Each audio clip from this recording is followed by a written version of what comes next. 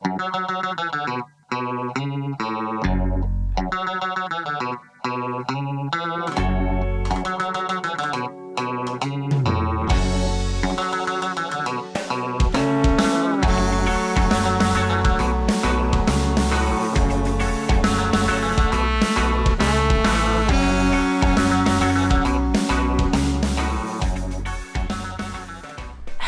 and did you just suck your finger?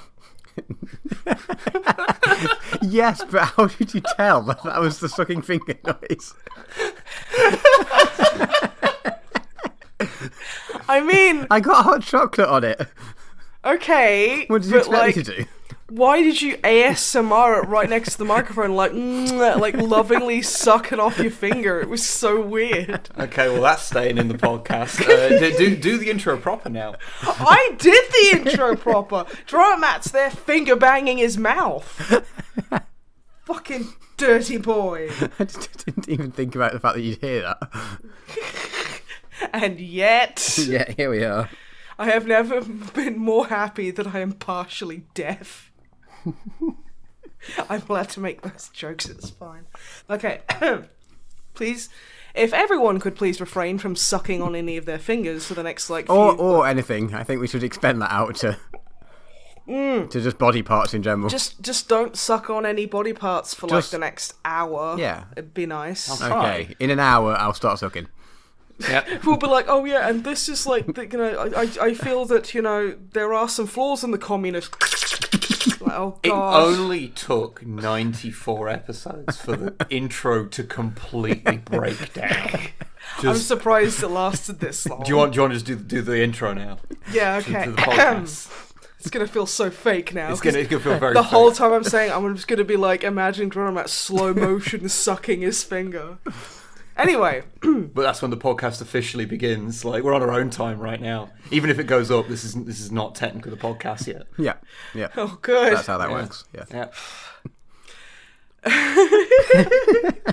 Fuck it, it's episode 94 of the podcast. Fucking whatever. No, I'm going to do it properly. Okay. Hello and welcome. Why are you laughing? Fucking you messed it up there. No, you just carry on, don't mind me. I try not to. Hello and welcome to episode 94 of the MisanthroPod. I'm Snipe and I don't suck my own fingers on fucking mic.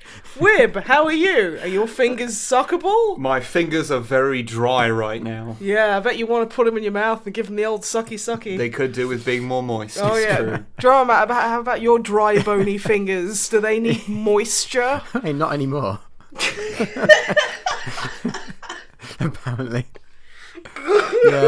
Yeah, I'm good.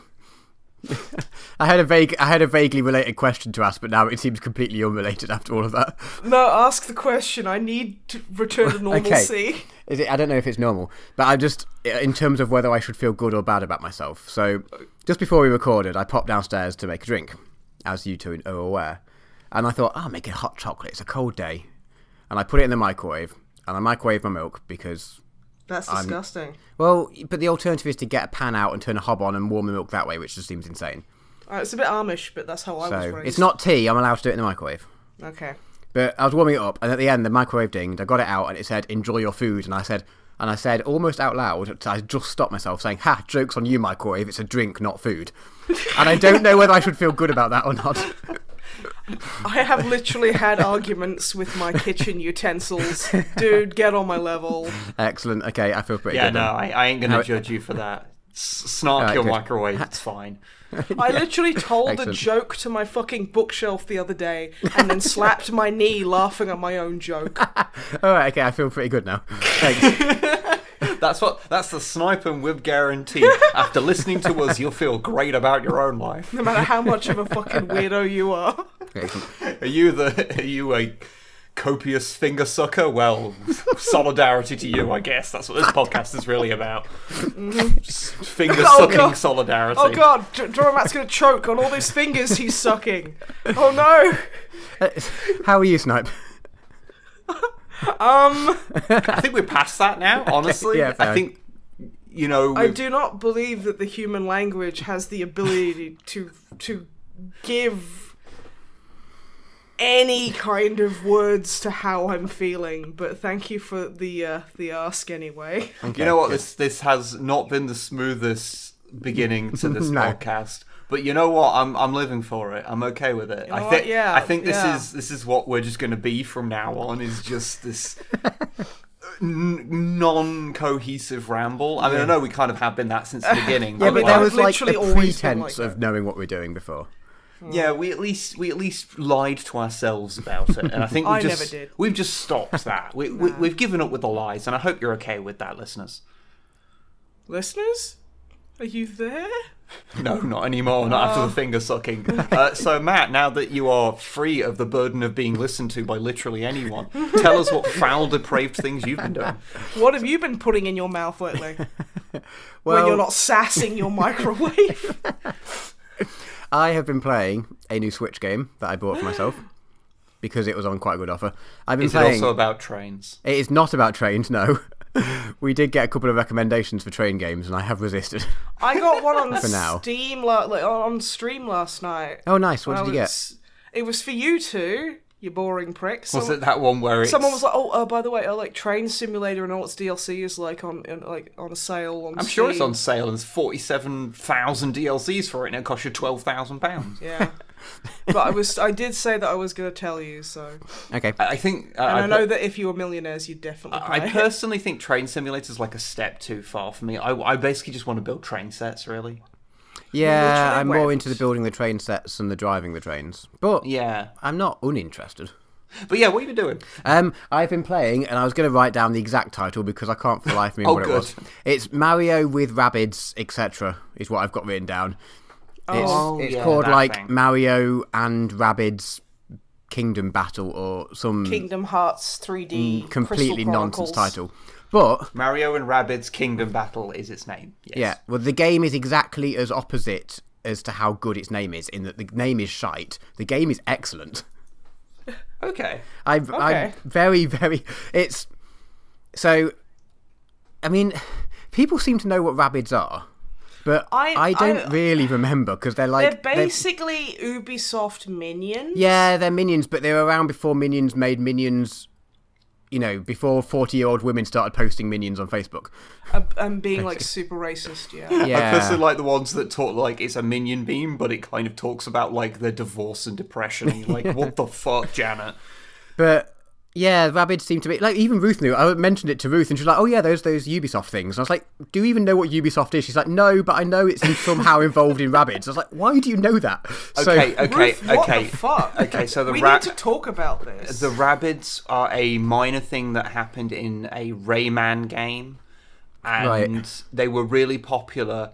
I presume with children. I've never met an adult. And that Facebook mums that are like, you want a minimum wage? You can't have one. Minions. And yeah, of course. I'm a Facebook meme generator. I'm terrific. But yes, the Rabbids were like a minor character from a Rayman thing. I think it was like a party game they released, and they were just like the weird little extra characters for it. Yeah, I don't think they were. And then they sort of spun off into their own games because they were more popular than Rayman. Yeah. I mean, to be fair, Rayman has like that 12-year-old boy English haircut, so I get why Rabbids are more like popular. You know that 12-year-old boy haircut? Where where when we were at school, when all the boys had like bleached hair, and they'd always have like really like cardboard fringes. Oh yeah. I had that. I think it depends a lot on which version of Rayman you're looking at as well. The one with the cardboard hair. Because he's had quite a few different haircuts over the years. I don't think so. He's famous for having different haircuts. He's like a footballer. I'm sure he's had at least two. I mean... Maybe I'm misremembering. He is a man made of balls. I try not to think about it too deeply. So I just remember that GIF I showed you before the... My ideal man. Your ideal man is made of ball. I have a GIF for you, dude. I showed it to Wib before the fucking recording. I'm not sure I want to see it, to be honest. It's a man farting out his own balls. Oh, I don't want to see it. It's somehow more and less than you imagine. It's like the camera's set up in like a bathroom. I don't think we should dwell on this. I want to, because I have suffered and everyone else must suffer. It's like a camera set up in a bathroom and this guy runs into shot, completely stark naked. So excited, obviously. Yeah, and he like flings his leg up on the side and like parts his butt cheeks, and then he's like, and then like his balls like it goes in like slow motion. His balls like they're very liquidy balls, kind of just splorch out of his butthole. And then just swing smack in his boner. Because he'd stuffed his balls up his butthole. Yeah, I presumed, like, the fact that they came out of there at some point they were put in. Yeah. Or maybe they weren't, and that's the true horror. And as they come out... Maybe he woke up like that, and he was like, oh no! I must record this. It's happened again. And yeah, they're... It's like sleep paralysis, but it's sleep balls and asses. In slow motion, it turns out that balls are oddly liquid looking. It's a thing that I have learned today. Matthew, please talk about this video game. So, Mario with Rabbids and Battles It's the video game of the equivalent of that GIF I saw. Let's try and keep on the rails here. It's a surprisingly good game. It's for those who don't know, it was released like 2 years ago or something, because that's how with the times I am. And it's basically XCOM or the new I'm sorry. Yeah, no, genuinely, it's the new XCOMs. I don't know, because I never played any of the old ones. So the Enemy Unknown XCOM 2, the other subtitle. My favourite. But it is almost exactly gameplay wise. I want to say a rip off, but I don't know if Ubisoft made XCOM. So I guess if they did, it's not a rip off. But it is almost gameplay wise, it's XCOM, but with Mario and Rabbids for some reason. But you know what? It's very good. It's obviously for children, but that's kind of fine. But it's got like surprisingly more depth than you'd think it would have for saying it's XCOM for kids. And you go around all the levels and you level up your characters, and you've got like skill trees and different weapons you can buy them, and you've got different team setups and different characters. There's like all the Mario characters, and then there's like Rabbid Mario and Rabbid Luigi and Rabbid version of them. I remember Rabbid Peach being a big thing for a while. Yeah, she's like a diva and takes selfies, I guess. You can still find little figures of Rabbid Peach like fucking everywhere. Yeah. Like they just didn't sell for some reason. Yeah, I mean, why. Yeah, possibly because it's mildly horrifying. It's mildly horrifying. Just because Rabbids are horrifying. Yeah, a little bit. But yeah, the game itself is like, yeah, I tell you, I was trying to find out how long I played for, and on the Switch you can see how long you've played games for. But for reasons known only to Nintendo, you can't see how long you've played a game for if you've owned the game for less than 10 days. What? Yeah, if you try and look how long you played the game for, it says you've owned this game for 5 days. You're like, good. How long have I played it for? You're like, nope, can't find that out until 10 days has gone. And then it goes from saying you bought this game, or I can't remember the exact phrasing, but you got this game 9 days ago, to you've played this game for this many hours. So, do you ever feel like Nintendo's decisions are like part of some big ARG, and if we ever put all the clues together, we'll find the Ark of the Covenant or something? I also feel like they just don't fucking think about what they're doing. Nintendo is like a weird kid in the corner just doing their own thing, and everyone just kind of leaves them alone because they keep making really good games for some reason. Yeah, like they put out these really high quality games, but they do so in the weirdest way possible. Yeah, basically. Yeah, I want to hate them, but yeah. But yeah, if you've got a Switch and you want XCOM, but without the sort of aliens and worldly threat, and you're just in the Mushroom Kingdom and faffing about with like fridges that have been turned to Rabbids and giant pants and other stupid Rabbid stuff. It's a good game. I've really enjoyed it. I've not really had much of a life since I bought it, because I get home from work and then I was like, okay, I'm gonna do some painting, I'm gonna be productive, or I'm gonna do this thing, and I just end up sitting down. Oh, I'll just play one level, and then I end up going, oh well, now it's bedtime. Okay, and I've done that basically every night of the week for this whole week. It's ridiculous.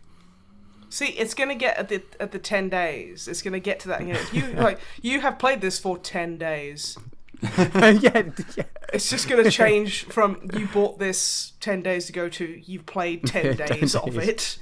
Yeah, pretty much. Yeah, I've really enjoyed it, and I got it for like a tenner, and I've definitely played it for more than 10 hours already. And I think I mean, you played it for 10 days. Yeah, well, exactly, and a day is longer than an hour, as we've previously established. Like, a day is at least as half as long as an hour. It is, yes. At least. But yeah, it's a good game. I'm not sure if that's news to anyone because I feel like you probably either played it at the time or you don't care and you're never going to play it. You have never thought about it again since you saw an advert for it. Yeah, but Same. it's considering, Rabbids. It's a surprisingly entertaining game, and I actually recommend if you've got a Switch. Okay, no worries. Yeah. Yeah, but that is basically taken up my entire life last week. that is your life. Yeah, pretty much. So, Wib, do you have anything more sensible to talk about? I have a few things. One thing I should probably mention, because we totally forgot to say it at the start, but since no one's listening, it doesn't really matter anymore. Yeah, it's just perfunctory. It's perfunctory. I'm listening. I want to know.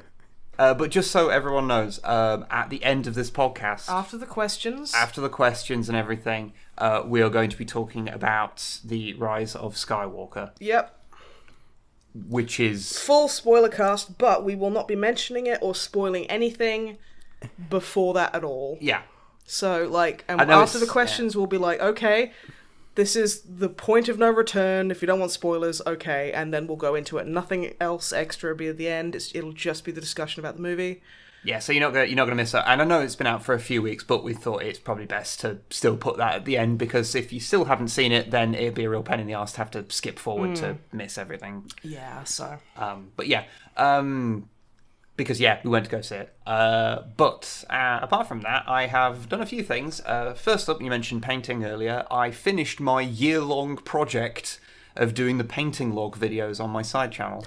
Yes. Yeah, you've been going hard at that. And you won. I won. He won. I won. He's waiting for his commemorative plaque from James' workshop any day now. If you don't count the sisters, which I don't for reasons. Because half of them are mine. Well, we don't know who's going to be painting them. It's fine. Yeah. And as long as you don't know, they technically don't belong to you, so they don't count. Okay. Well, if I was Everything is never fine. going to paint them, then I can't count them. Exactly. So, but anyway, so I painted 59 miniatures in the entire year, which is immensely good for me. So that's that. The last one of that year is all up on my channel now on Wib Does Stuff.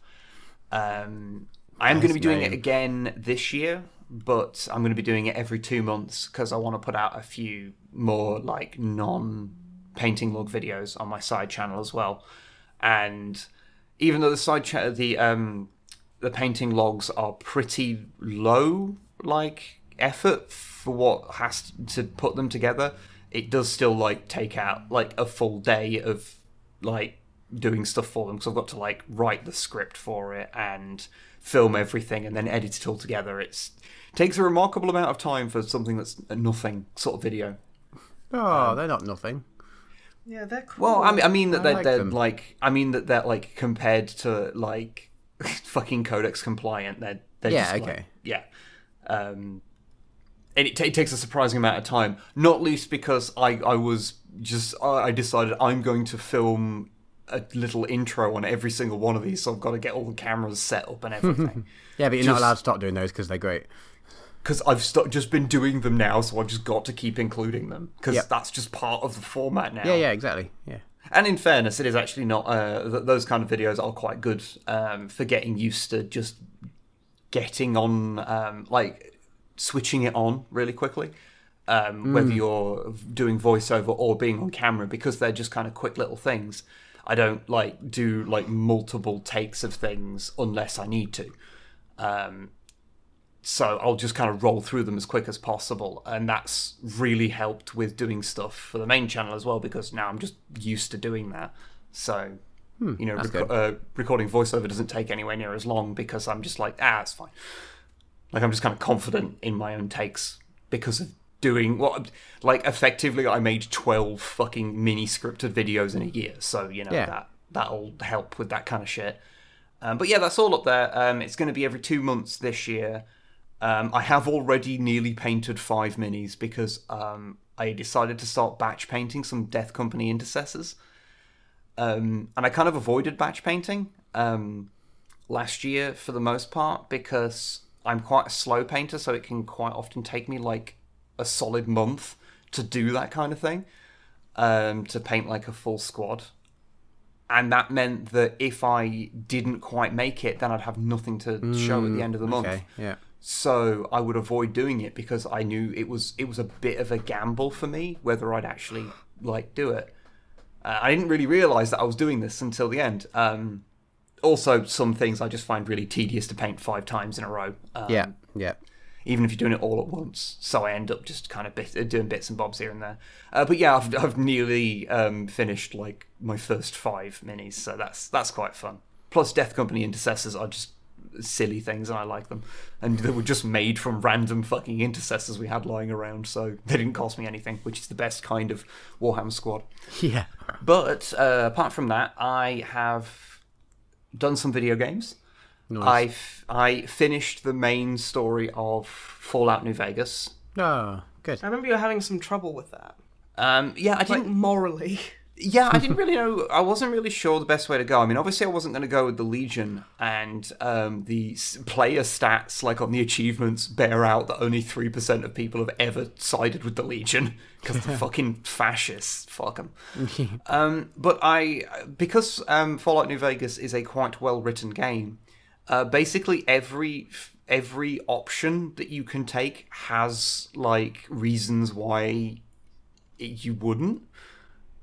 The NCR, even though they're sort of positioned as the lesser of 2 evils when it comes to them in the Legion, it's they're still just wanting to recreate the modern United States and all of the downsides of that, and they're pretty fucking colonial.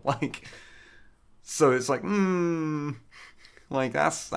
that's not good. They just move into places and fucking annex them. That's not great. And yeah, it left to a thing where I was I don't know what the best thing to do is. So in the end, I went for the option where you fucking murder the capitalist and steal his army, and then tell everyone to fuck off because they're all bad. And I was because that just seemed like the least bad option at the time. And it was and then I got an achievement that said no gods, no masters, and I'm yeah, okay, that's probably right for me then. Yeah, okay. I can't remember what I did. I haven't played that game for a long time. I haven't gone and done the DLC yet. Because basically the thing that I'll talk about in a second. But I sort of wanted to do the main storyline before I went off and did something else for a bit. Yeah. So then I can come back and kind of just do the extra bits. What I will say is that I really enjoyed the writing of New Vegas. I totally get why people hold it in such high regard. The actual video game part of it is jank as fuck, and I have had it crash many more times, including the infinite loading glitch, which is quite a fun one.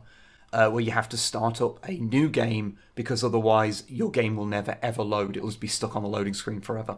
And if you start a new game and then load whilst you're in the new game, then you can get into your actual save file. Oh, good. Which is good. But I despite the actual video game part of it being really janky, the writing and the moral choices in it, I do really enjoy, because there is as I say, there wasn't a clear-cut 100% this is the right option. It's not I can't remember if I mentioned this here. I think I might have been on a live stream. I said in Fallout 4, to me, it was when I was looking at the different options you could take, it was well, I'm going to go with the railroad because everyone else is a prick. And the railroad they're literally a parallel to the people that got slaves out of shit in America. So yeah, I sided with the railroad and didn't regret it for a second. Whereas with this, despite the Legion are obviously fucking awful, and if you legit side with them, I'm very worried about you. But the rest of the options or the kind of groups that exist, most of them have a thing where you're yeah, I mean you're well-meaning, but what the fuck is wrong with you? There's something a bit off about them where they just have to be dicks for no reason. But yeah, and that sort of led to an interesting thing where I legit didn't know what was the right thing for the Wasteland. And I think that's cool to explore that. And I'm probably going to go and try and get the the other endings as well, like just to see how the different ones play out. But I did really like how at the end it showed like all the little factions and things and how they did from the option that you picked. For the most part, my No Gods, No Masters ending seemed to go quite well for people. They were like, this is fine. I mean, it turned out that was it Followers of the Apocalypse? I always forget if it's Followers or Children of the Apocalypse. I think it's Followers of the Apocalypse. I think you're getting them confused with Children of the Atom. Possibly. That they were like, a lot of people are getting injured the way you've done things, and we are overloaded. This is bad. But apart from that, everything else was mostly fine. So, given that it's Fallout, I consider that to be a net win. But yeah, so I'll go and do the DLCs now. But yeah, that's going to be... Not now, we need you. Well, not literally now. Although, would that make the podcast more or less coherent if one of us was literally just playing a video game the whole time? I mean, I'm on Twitter right now. Yeah, I wasn't a lampshade there. It's important I'm talking about that emu toy I found the other day. Oh, that is very important. But yeah, Fallout New Vegas, good game. No one needs to be told that.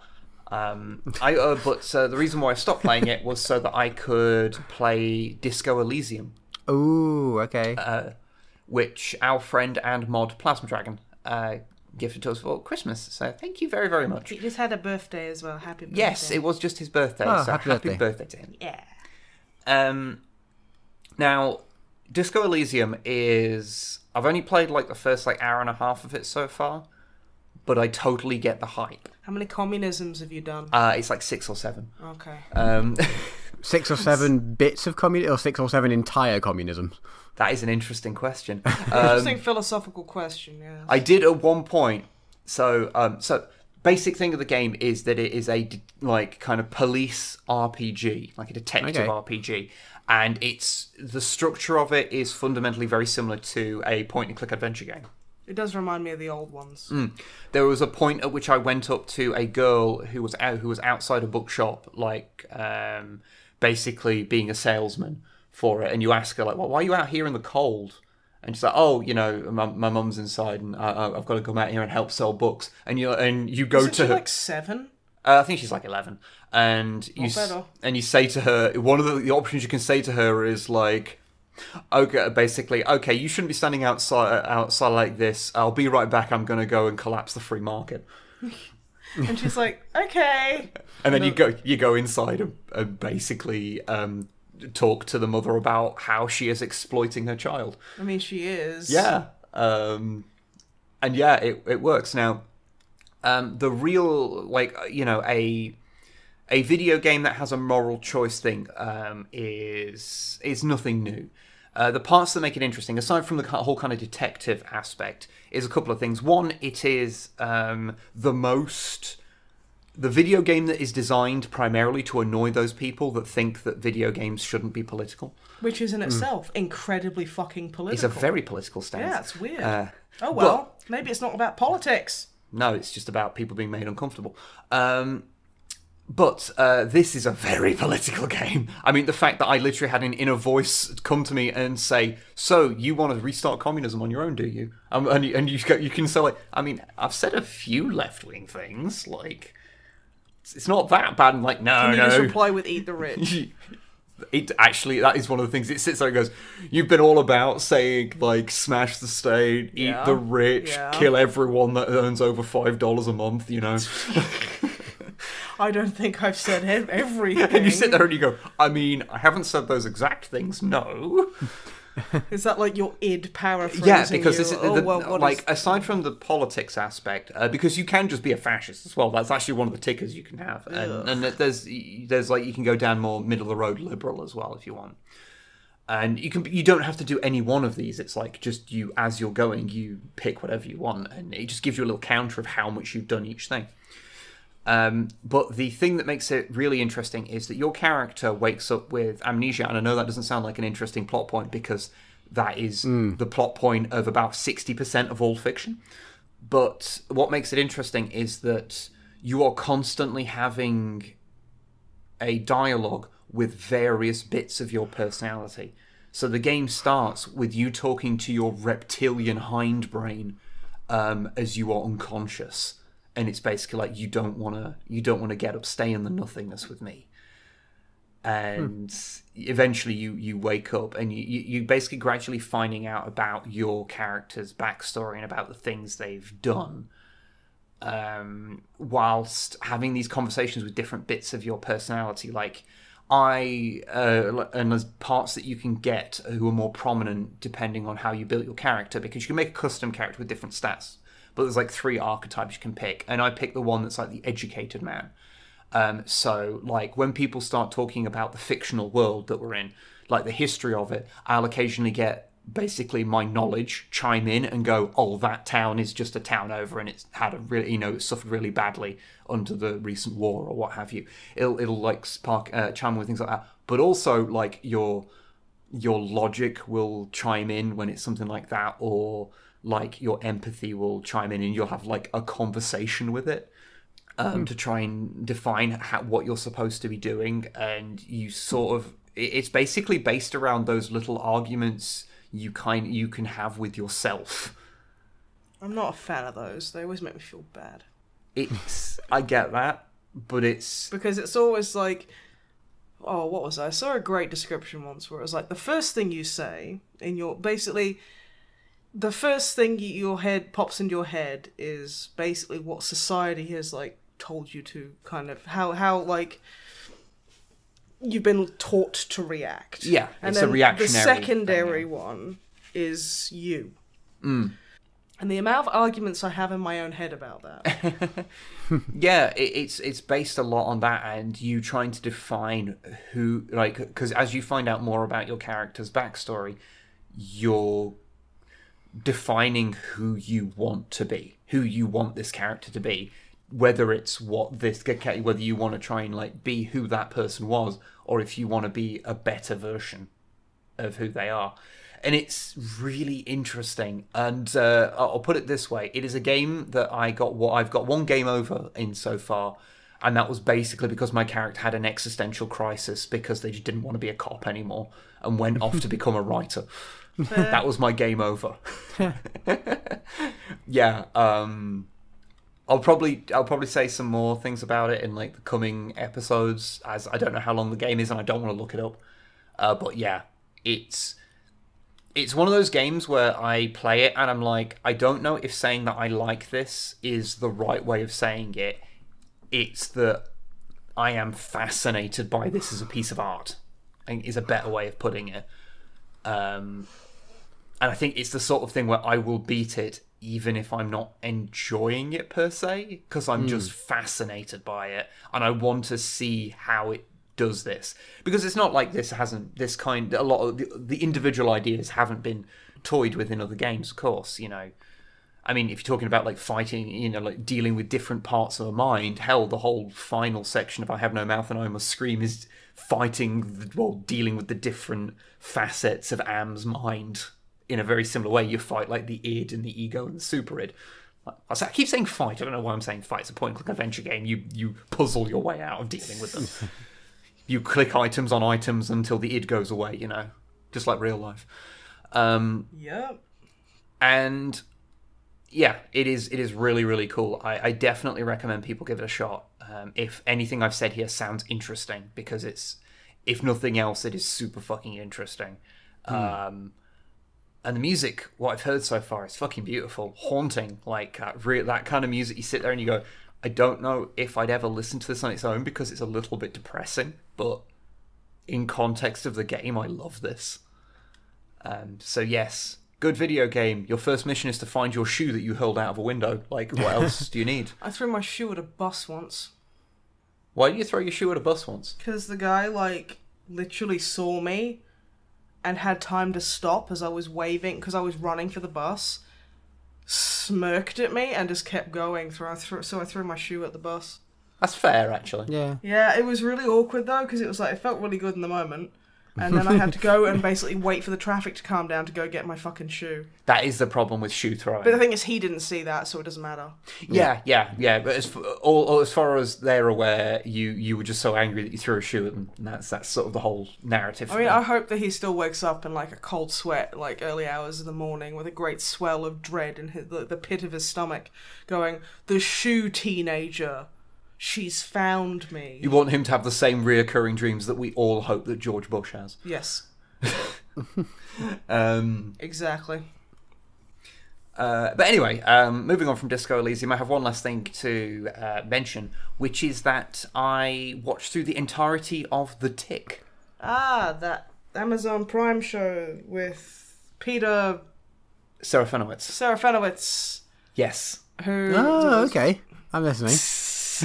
Oh, so now he's interested. Yeah, I have literally never heard of this thing in any context of the used to old watch- one or this new one. I've seen no adverts for the new one. I know nothing at all about You this. haven't been watching anything on Amazon Prime. They fucking tell you about it all the damn Obviously, time. I haven't been watching anything on Amazon Prime. Who watches anything on Amazon Prime? Exactly, it's fucking awful.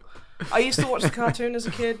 I'm just imagining Peter Serafinowicz as an insect tick, a giant tick. That is literally kind of, yeah. Is that what it is? I mean, he's not literally an insect, but he's in a suit that has little antenna. Ah, excellent. Okay. It's pretty great. So, I mean, I'm kind of like in love with what's his name, Overkill or whatever. Overkill is the point. Okay, let me go into this in a structure, and we can get to Overkill. No, structure is silly. I know this podcast is a monument to a lack of structure at this point, but like I'm trying to put some rudder on this ship at this point. Fine. So the Tick is, if you're not familiar with it, it was a mascot that was invented for some like local comic scene, and then it became a comic, and then there was a animated series in the 90s, which I remember seeing some of. Then there was in the early 2000s a live action series starring Patrick Warburton, Nice. and recently a recently cancelled Amazon Prime series that had 2 seasons based on the Tick was made as well, and that's what I've watched, the latest Amazon series, and yeah, it's pretty fucking good. I really enjoyed it. It really neatly balances being a parody of superheroes and having a kind of serious story. Reminds me a little bit of like how Final Space does that, but without the really obnoxious character. Where it is a comedy, like, and that's its prime goal, but it is telling a story, and it knows when to have a bit of pathos about the story, which is just kind of neat. It has been cancelled, of course. But yeah, I really enjoyed it. It does have a few like interesting kind of characters. Like as Snipe mentioned, there's a character called Overkill who is My husband. basically kind of the Punisher, but his outfit looks more like Deathstroke.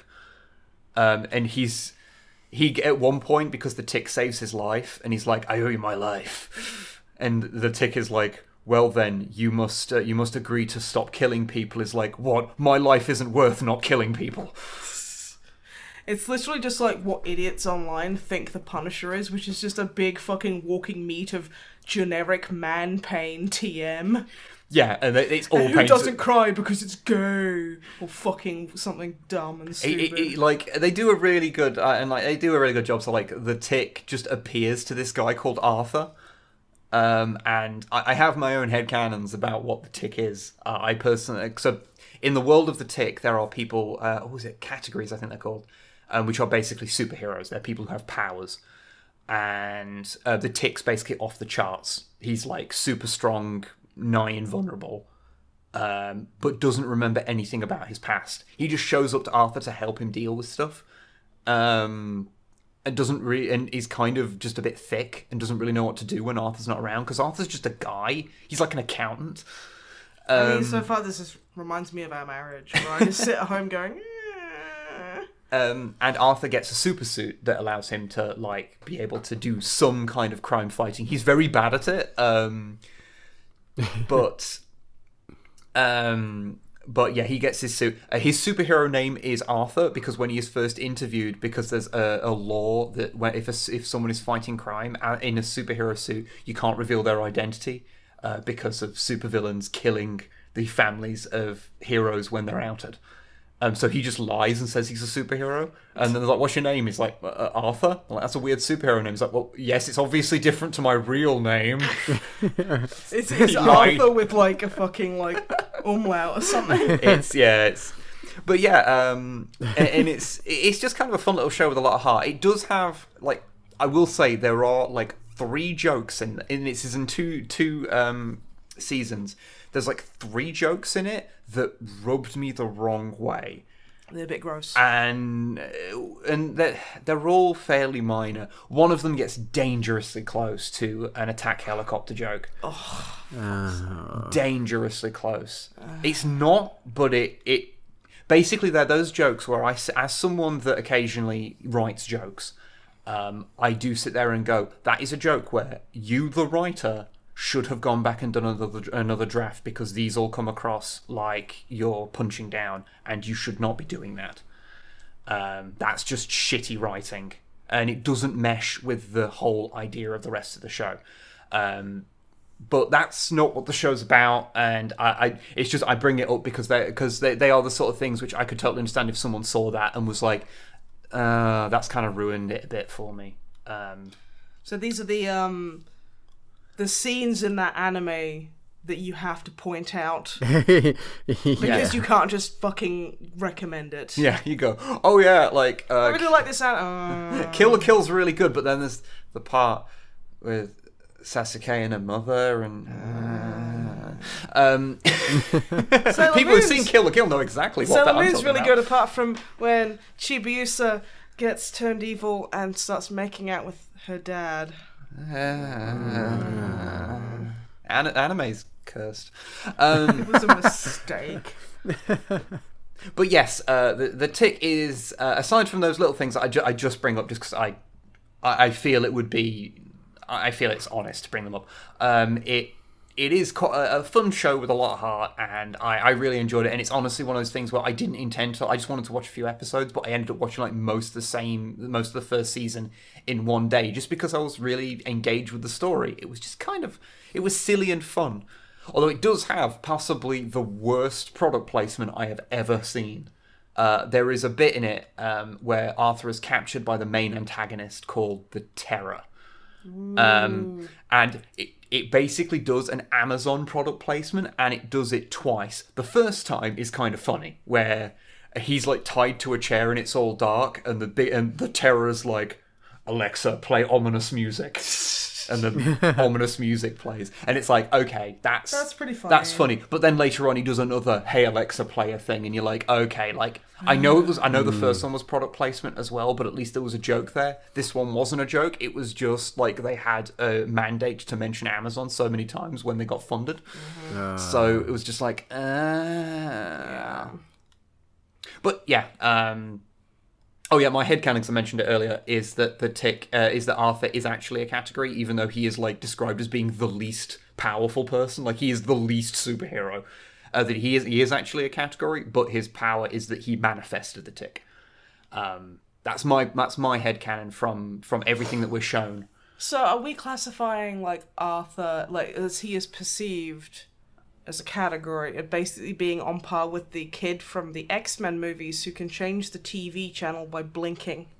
Because now let me okay, so in that like Xavier School for the Gifted is basically like it's a safe house for mutants who have been rejected, or you know, when it's obvious someone's a mutant and they need to be among, like, you know, people who can help them control their abilities because they're dangerous, a la Jean Grey, a lot of other, like, Omega-level mutants, like Quentin Quire, or, like, people who just can't fit in, like Glob Herman. Yeah. Because they look so physically different. Glob Herman is phenomenal. Glob Herman is the best X-Men. So good. Fight me. Yeah. And, like, so, you know, they go and they take them in and they educate them very well, and why is blink child there? Who sat there? Like, was he like fucking with his parents, like changing the channel to QVC, and they were like, "We cast you out, you freak," and Well, then yeah, he would still be subject to the prejudices.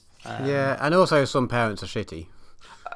wow, okay, so I was like making like a joke, but you all have Sorry. made this like super serious, Sorry, I and thought now you were. I feel like an I thought absolute. you were asking like an actual Sorry. question. Sorry. No, I was just like, oh fuck off. Sorry. Whoops. Sorry. But no, Arthur is not in that. In my interpretation, because they don't really do anything with it in the second season, but in the first season there's a lot of weird hints that the Tick is not just a guy. And I interpreted it as being that Arthur created him. And I don't know if that's the intention at all, but that's how I kind of interpret what we're told. And you're never given any information one way or the other if that's true. But he's obviously not just nothing.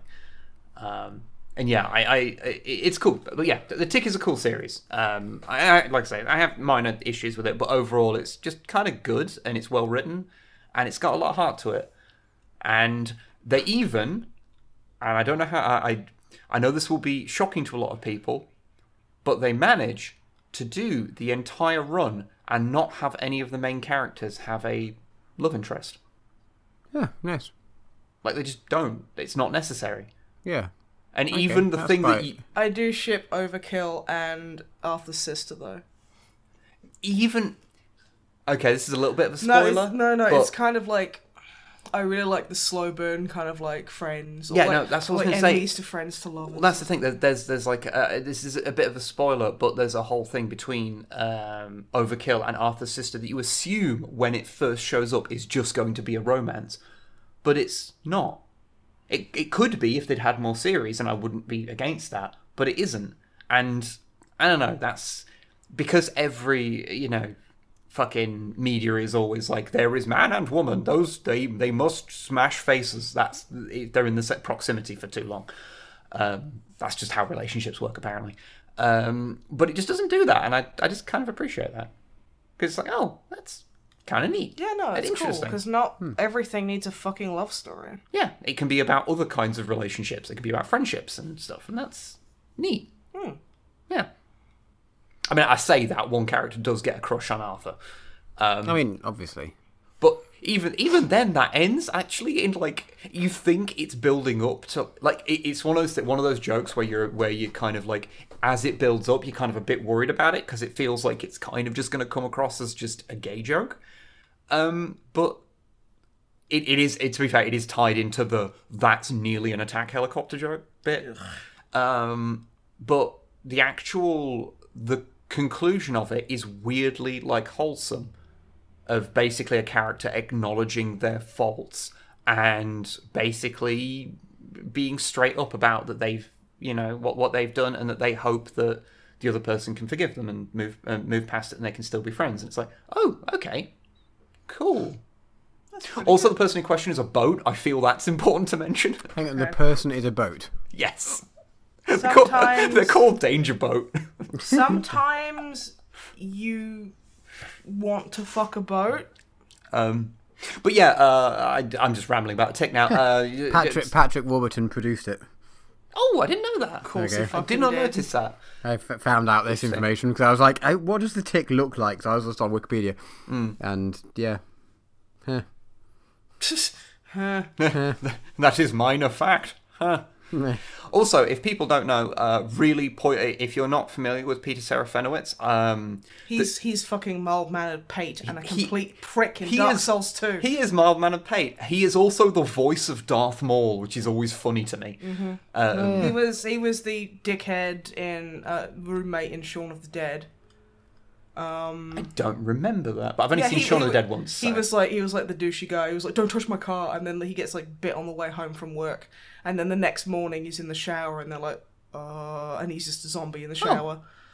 I vaguely remember the character, but I don't remember it being Peter Serafinowicz. Yeah, I can't remember his name, but yeah, I mean, he also did Look Around You, so... He did also do Look Around You, which is something that you should absolutely look up on YouTube. I found out today, and it blew my mind. Chelsea Peretti, who plays Gino Linetti on Brooklyn Nine-Nine, her brother co-founded BuzzFeed. And I'm like, shit, I guess she got all the talent then. Oof, that was too mean. Yeah. I was just being hyperbolic for just being... But yeah, I was just like, wow, okay, that's weird. It is weird when you find out those things. Like the less also, fun... she's married to Jordan Peele. Oh, yeah, sure. I was Yeah. And I'm like, fucking power couple, damn. That is less interesting and much... what I said, that is more interesting and a lot more fun than the one that I found out the other day, that the guy who founded mercenary group Blackwater is the brother of Betsy DeVos. Oh, okay. Which is like, oh, wow, that's a fucking family, isn't it? But anyway, Snipe, what have you been doing as my voice apparently starts to go a bit weird? You're not getting my cough. I have had 2 apocalypse-level fucking, like, illnesses over the past month, and you have managed to stay healthy, and I'm so in awe of you. I'm so envious. My immune system is fucking amazing, apparently. I walk 5 miles a day. I eat about 3 to 5 portions of fruit and vegetables a day. I'm fueled entirely by biscuits and spite. And you never get sick. And I'm like, what the fuck? I could literally punch a windshield in with my strong muscle arms. And you're just like, I just ate a kilogram of fucking chocolate raisins. Hey, illness? You can eat a kilogram of chocolate raisins because the raisins and chocolate cancel each other out. I am telling you from a fitness perspective, that is wholly inaccurate. If you eat healthy food wrapped up in unhealthy food, that is a net negative. If I tell a net nothing. If I tell that to my PT, he will follow me home and kill you. He will literally murder you and wear your skin as a trophy. Wibby's immune to death, apparently, so it's fine. I mean, yeah, and then I'd be like, John, I don't know what to fucking tell you, and then he'll just cry and quit his fucking job. I'm secretly a fucking Highlander. Was that your Scottish accent? No. Yeah, I'm from Edinburgh. I've not been back in a while. My accent's faded a bit. I'm living in Newcastle. I don't know why that was the voice of an immortal to me. I don't know why. What is the bored like teenager? Yeah. Okay. I haven't been doing much because I've been projectile vomiting. Yeah. Or I've been coughing my guts up, or not being able to talk for days on end. Yeah, literally this podcast has been recorded like 4 days late because of that. Yeah, like I just about managed streaming yesterday with Long Fang, and the day before that I couldn't talk. I couldn't talk for like 2-3 days. I went to like town, and you were like, "I'll come with you." And I'm like, okay, yeah, that'll be nice. And it's like, yeah, it'll be nice to hang out. But also, you need a translator. And I was like, what? Actually, yes. Because you're going around the entire time looking really suspicious, like walking into I freaked out that woman in boots. Okay, so we were in boots, and there's this woman looking at makeup. Which is a shop for anyone who's not from the UK. It's not like they weren't wearing boots. Well, they might have been wearing boots as well. I was wearing my boots. But yeah, and like we were in the Boots shop where they sell like medicine. There's like, you know, healthcare stuff and like makeup and things like that. It's like and a big sandwiches and like electronics sometimes. And I don't really know what they're going for. And baby clothes. It's just it's weird. Depending on how big your Boots is, the more weird items it stocks. Yeah. When I used to have an iPod that I bought when I was like back at sixth form or something. I bought it from Boots because it was the cheapest there, and I was like, why am I buying an iPod from Boots? That makes no sense. This is a place that is primarily you get cough drops from, and like makeup. It's primarily like a pharmacist broadly, but it just sells a lot of other shit. Yeah, it's really weird. So yeah, we were looking at makeup. So we were looking at makeup, and like this was on like the day before yesterday, so I was still having trouble talking, but I could whisper, and it would hurt a lot. But that's how I was talking, and I think we were looking at nail varnish. I was like, oh, I like that. That's a nice colour. And this woman in front of us turns around and gives me this evil look over her shoulder, like I was like going, "You grab her by the hair, I'll fucking steal her purse." I will be honest, because there was a few people who were giving me some seriously fucking like very angry looks because they thought I was up to something. Well, the thing is, you were walking through town talking to me conspiratorially because you had to whisper. So you did always look like you were planning a crime. Yeah, it's like, I was just like, who's walking through, and I'd be like, oh, yeah, there's that Build-A-Bear I was talking about. And then there'd be like a bunch of boomers being like, fuck are you up to, you goth motherfucker? And I'm like, I'm sick.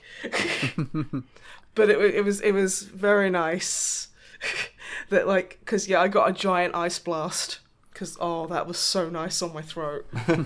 So like ice blast, like basically like a slushy, and I was just like, can you get me an ice blast?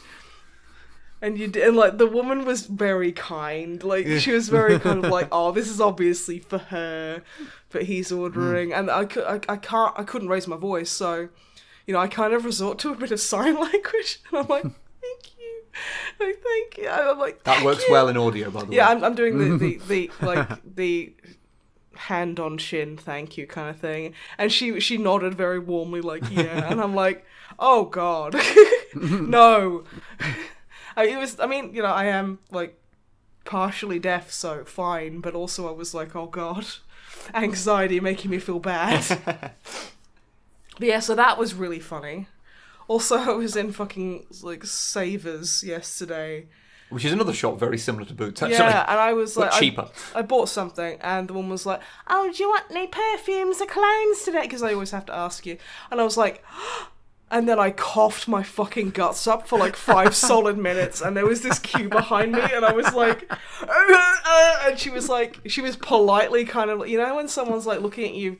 And you can tell they want to be polite, but they're also like, you are fucking holding up the line. And I was like, just having to shake my head through this coughing fit. And she was like, oh, okay. You're testing the limits of their Britishness, basically. I didn't mean to, but there we are.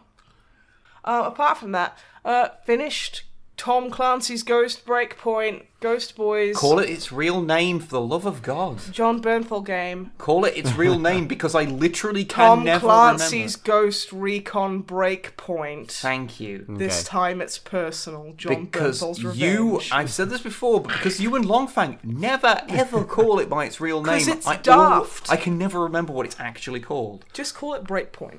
So yeah, all I know about this game is that I have no idea what its actual name is. You love it because John Bernthal, and Yahtzee thinks it's the most bland game of the decade, or whatever we call it. It is a game where you play as a Black Ops, and you basically... It's like a big military sandbox where you have a bunch of different missions and stuff. John Bernthal is in it, who is just fucking acting his heart out. He is fantastic. He really gives the game story credence and makes it like super, super good. His performance is fantastic. And yeah, we finished it last night. And honestly, I needed some aftercare. Because like, I knew it was going to happen, but I was still like fucking shook. So I was like, oh, okay. But yeah, no, I enjoyed it. Like, the end fight was super fucking confusing and bad. So we saw John Bernthal on the map running back and forth in an area we couldn't get to, and we were like, he's just freaking out. He's just like, maybe he's trying to get his steps in. We didn't know. He's like, oh yeah, I need to get to 10,000 by 11 p.m. That's my goal. I've been not doing it the first couple of days. But yeah, and like... And then he's a Tau, so he has 2 shield drones. Okay. He's the only boss in the game that I hit. Okay, so like... Does he also have hooves? I'd like it if he had hooves. No, but that would be hot. That would be really cool if he's just like click-clacking all over the fucking place, getting his steps in. He is an angry cow. He is an angry cow, but he's a lovely angry cow. And... He's running back and forth. Longfang and I find this like back storeroom where he's in, and I shoot him twice in the face with my fucking sniper rifle. That is, I got it from killing the Wolf Squad sniper, Rosebud, and it's powerful. It ignores enemy armor, but it doesn't ignore his shield drone. So I pop him twice in the head. He shoots me twice in the fucking meat. He like gives me 2 meat shots, and I'm fucking, because I have an injury system, I'm dragging my fucking ass behind the crate system. Because the way the game usually works is that like because everything is just a regular dude. Yeah. That even if it's a boss character, like if you shoot them in the head, they're down. fucked. Yeah. No, it's like that's how we killed a bunch of bosses by accident. just thinking they were regular, like, troops. And then, because, like, there was a guy, there's, like, you get some really tight corridor fights in these old kind of, like, bunker things.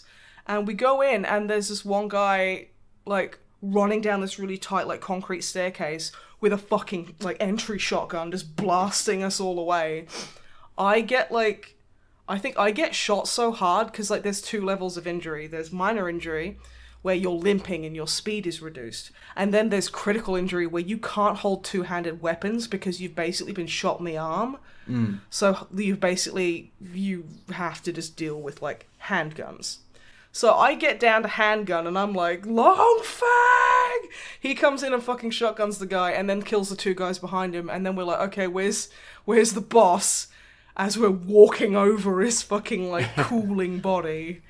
But then, yeah, and then it came to John Bernthal, and I was just like, yeah, I'm just gonna pop him twice in the head. Why isn't he dead? It would be somewhat anticlimactic to not have the final boss have at least some capacity to deal with that. Yeah. I do have a couple of questions. Yeah, sure. One is, so you mentioned to me, and you kind of alluded to it there, that it has a bit of a downer ending. Little bit. But in a... Do you think it is even possible for a game like that is based around Black Ops shit to have an have an ending that is not depressing, considering that when they have tried to make games like that not have a depressing ending, it's like the America fuck yeah ending from, was it Black Ops 1? Black Ops 2. Or Black Ops 2? No, it was Black Ops 1, yeah. It was fucking awful. Call of Duty Black Ops, just to be clear. Which has a comedically terrible America fuck yeah ending. Like, and it gets to the end of it and realizes it doesn't know where to go with you being stuck in an interrogation room, and then just goes, fuck it, America fuck yeah. Like, it's awful. Like, I'm not even joking that it does read like a bit from Team America. It's really it's like you surface in the middle of the ocean, and there's these 2 big fucking, like, boats with American flags on it, and then a bunch of jets fly over in this big majestic fucking, like, USO show, and you're like, what? It's kind of out of nowhere. It is. Anyway, I like the fact that it has a bit of a downer ending, because I don't think games like that should have good, happy endings. No, because the people, basically everyone involved is a fucking piece of shit. Yeah, you're playing as bad people. You are playing as a horrible person, trying to stop a horrible person who's maybe broken a law. So they're, like, bad for some reason. And yeah, it's just like, no, I don't think they should have a happy ending. But whatever, that's just me. My other question is, do you think you would have enjoyed this game if John Bernthal hadn't in it? Do you think you would enjoy this game if you weren't playing it constantly as a multiplayer thing with someone else? I think I still would have enjoyed it, yeah. But again, adding multiplayer to anything most of the time. Yeah. If you're playing this with a friend, it always makes it a better experience. But yeah, no, I would still have played a lot of it. I still would have completed it. I still would have enjoyed it a lot, especially because you don't have the AI teammates, because they've all been horribly murdered. Yeah, because I find it curious a bit that you know, and like, do not think that I am being judgmental here. Every time I bring this up, you ask me some seriously earth-shattering philosophical questions about morality and, like, the duality of man, and like, can you morally enjoy something that is based on something morally bankrupt, or has elements in it that are deeply evil? And I'm like, I like shooting things with friends. I like John Bernthal's butt.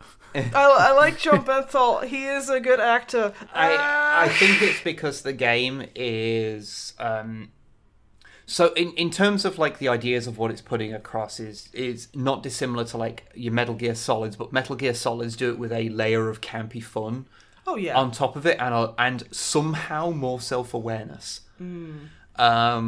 Whereas the kind of Ghost Recon games are often pretty a little bit military fetish. It's just fetishistic. But the thing is, but because I know that you on the people the kind of things it's trying to appeal to, that's not really you. I'm an anarchist, and considering that a lot of this is a game that has reached the top of many worst games of the year. I find it curious how much enjoyment you get out of it. Because, like, me personally, I look at it and I kind of get bored looking at it. But I think that's just because I got my capacity to enjoy military shooters killed by the Call of Duty series. Yeah, that's fair. Hell, it nearly killed me. Physically. Yeah. Yeah. So I just find it curious. You know, I find it curious, and so I want to ask you questions about like how you have I think kind of interact with it. That setting with those types of characters, in like say within the military industrial complex, especially when you get to the incredibly, I'm going to be very very delicate with my words here. Very morally grey areas of black ops and very high end of like PMC contracts. I think morally grey is military coup. I'm being very polite. Morally grey is the nicest way you can talk about literal crimes. Yeah, and not fun crimes like against humanity crimes. Horrifying, like let's just go and kill 20 people because they're making things a little bit awkward. Like, I find it an intriguing setting. I find that an intriguing setup to a story.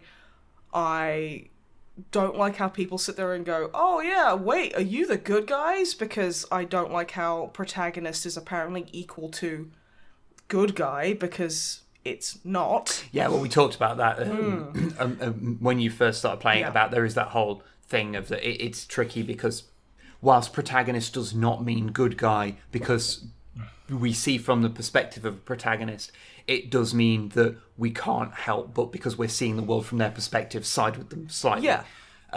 Whereas like, I've had multiple conversations with people midstream and like Longfang as well about why I like Walker as a character, which is John Bernthal's character, who basically went mad.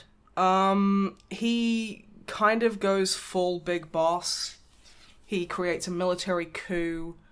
He goes for like the purity of combat. He's just fucked in the head. That is straight big boss territory, He's straight isn't up it? big boss. Like, and you know what I like about Walker, and again, picking my words carefully. A good character, written well. When they fuck up, you can understand why they fucked up, even if you can't agree with it.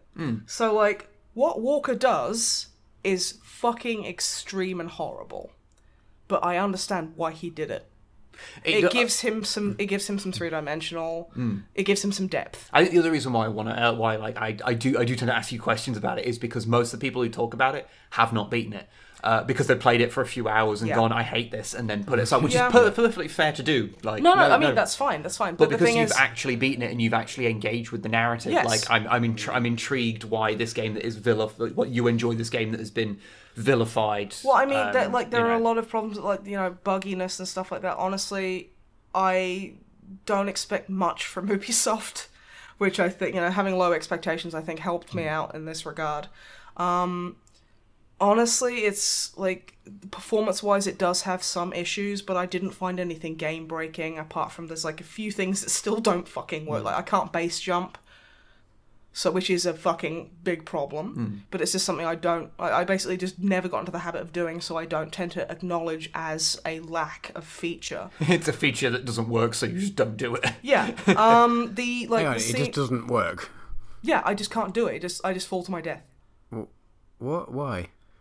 Because, like, the button is like, oh, press this, like, to base jump, and then I just don't, and I just land and die.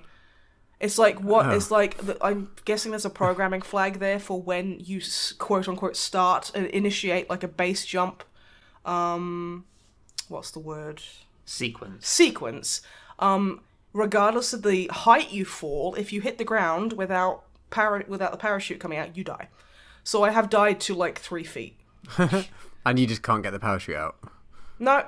They've been meaning to fix that, apparently. But yeah, they fucked up, like, the faction mission rewards, which are a thing where they're basically kind of like daily quests where you get, like, unlocks, like you get weapon unlocks and some cosmetic unlocks. Every game has to be a live service now. Yeah, it's disgusting. But, like, apart from a lot of just modern video game issues like capitalism, and Ubisoft, and open world, There are a few extra bugs and annoyances in there, but overall I found it pretty solid. I'm honestly, I don't know what people thought it was gonna be. Honestly, like, I know, like, I'm not gonna sit there and go, oh, everyone who didn't like it is an idiot because they believe the hype, because I can't say that. And you're gonna be if you're disappointed, you're disappointed, you know, like fucking. I think a lot of people were like upset with it because it was held up as like a perfect example of modern video game, more than its actual faults as like a thing in and of itself. Because it's been a bit vilified. Yeah, because it's I know because you've told me before how the monetization isn't as bad as people kind of make out. It's not. I mean, it's like if you've played a recent game, it's not as egregious as like most modern video games. But I think it's because it's still there, and that's a because problem. it's there, because it's got your daily rewards, because it's got all the live service modeling. It's like the archetypical modern video game, and I think that's probably got a lot to do with it. And like, we don't tend to play that many like big budget games. Yeah. So I think that's probably got one of the things to do with why that might not bother you quite as much as it does other people. Because I think some people just suffer from such burnout of this kind of thing. No, I understand, over again. and I honestly like. I wouldn't be able to recommend it without all these caveats. Like, people ask me, it's like, oh, would you recommend this game to me because I thoroughly enjoyed, like, Ghostlands? And I'm like, I thoroughly enjoyed Ghostlands, and I think Breakpoint basically takes Ghostlands and builds on it. So, yes, I would say you would. Yeah, okay. And you've got John Bernthal in there, who is a absolutely fucking phenomenal actor. Are any of the other actors good, or is it just him? No, like, they are. But the thing is, like, he's the fucking big dog. He's the you know what I poster mean? boy, yeah. He's the poster boy. Like, And I just want to say, I'm not trying to suggest in any way that your opinion is less valid. It's just because your opinion is different to literally everyone else's. Apart from Longfang, your pair of your opinion on this is different to everyone else's. That's why I'm like interested to like talk to you about it. No, that's fine. That's fine. I mean, like, again, I'm not gonna sit there and excuse its multiple faults, but I will say that I feel that there's maybe a little bit of gamer hysteria around it, in the way that, you know how, like, something comes out and it's not 100% exactly how somebody wants it to be, so they start literally sitting there. You know how anytime something comes out to do with Space Marines and people are like, well, I guess I'm selling my Space Marine army. Yeah. There's a section of, like, everything that's like that, and I think maybe that's been brushed with that a little bit as well. I think a little bit, yeah. I wouldn't say entirely, because again, there are a lot of critiques out there that are incredibly valid, but I still enjoy it. I still like it. It's a fun game. I like. And speaking of a good game, you know what we also did? We played D&D, didn't we? Oh shit! And that was a good game. Did you think it was a good game? I thought it was a good game. This is something a little bit different to our normal D&D discussion, because this is not the This ain't your granddad's D&D. As people have referred to it, the MisanthroPod. It is not that. This is a little game that Snipe has concocted. Where Don't make it sound like I'm making poison in a basement. I mean, that's You're not making true. it straight up in the living room. Why hide? Yeah, we don't have a basement. We live in a flat. I need the extractor fan, honey. Don't want to gas myself. But a little mini campaign doing with me and Longfang playing, just to try and like get him used to playing role playing games again. Yeah. Which I was like, hey, I get to roll a new character and get to play. That sounds fucking great. Yeah. Yeah. Let's do that. Any excuse to play D&D, really. Yeah. And just playing with different people is just always fun as well. Bit of an unconventional party size of 2. Yeah, so it's only 2 level 1 characters. I am playing a tiefling warlock called May, who rolled a fucking 18 on one of her stats. So everything else is kind of average, but she has 20 fucking charisma. At level 1. Yeah. You have like 9 HP though. Yeah. And Longfang is playing Addy Tuskbreaker, a barbarian. A human barbarian. And yeah, so I'll let you explain, because from the DM's perspective, it's a bit. Yeah. So I know everything, whereas. So I wander into town and I instantly go into the tavern, find the most religious person possible who hates tieflings, and then try and get a drink from him. He's a tavern owner. He refuses me, so I'm just like, okay, I threaten him, of course, because I've got high charisma. You've got proficiency in intimidation. Proficiency in intimidation. I've got +7 to intimidation. Yeah, both you and Longfang are proficient in intimidation. And I'm just like, the fuck am I supposed to do with this? So he's rather angry with me, and we get Longfang like comes up and basically defends me from this argument that's brewing.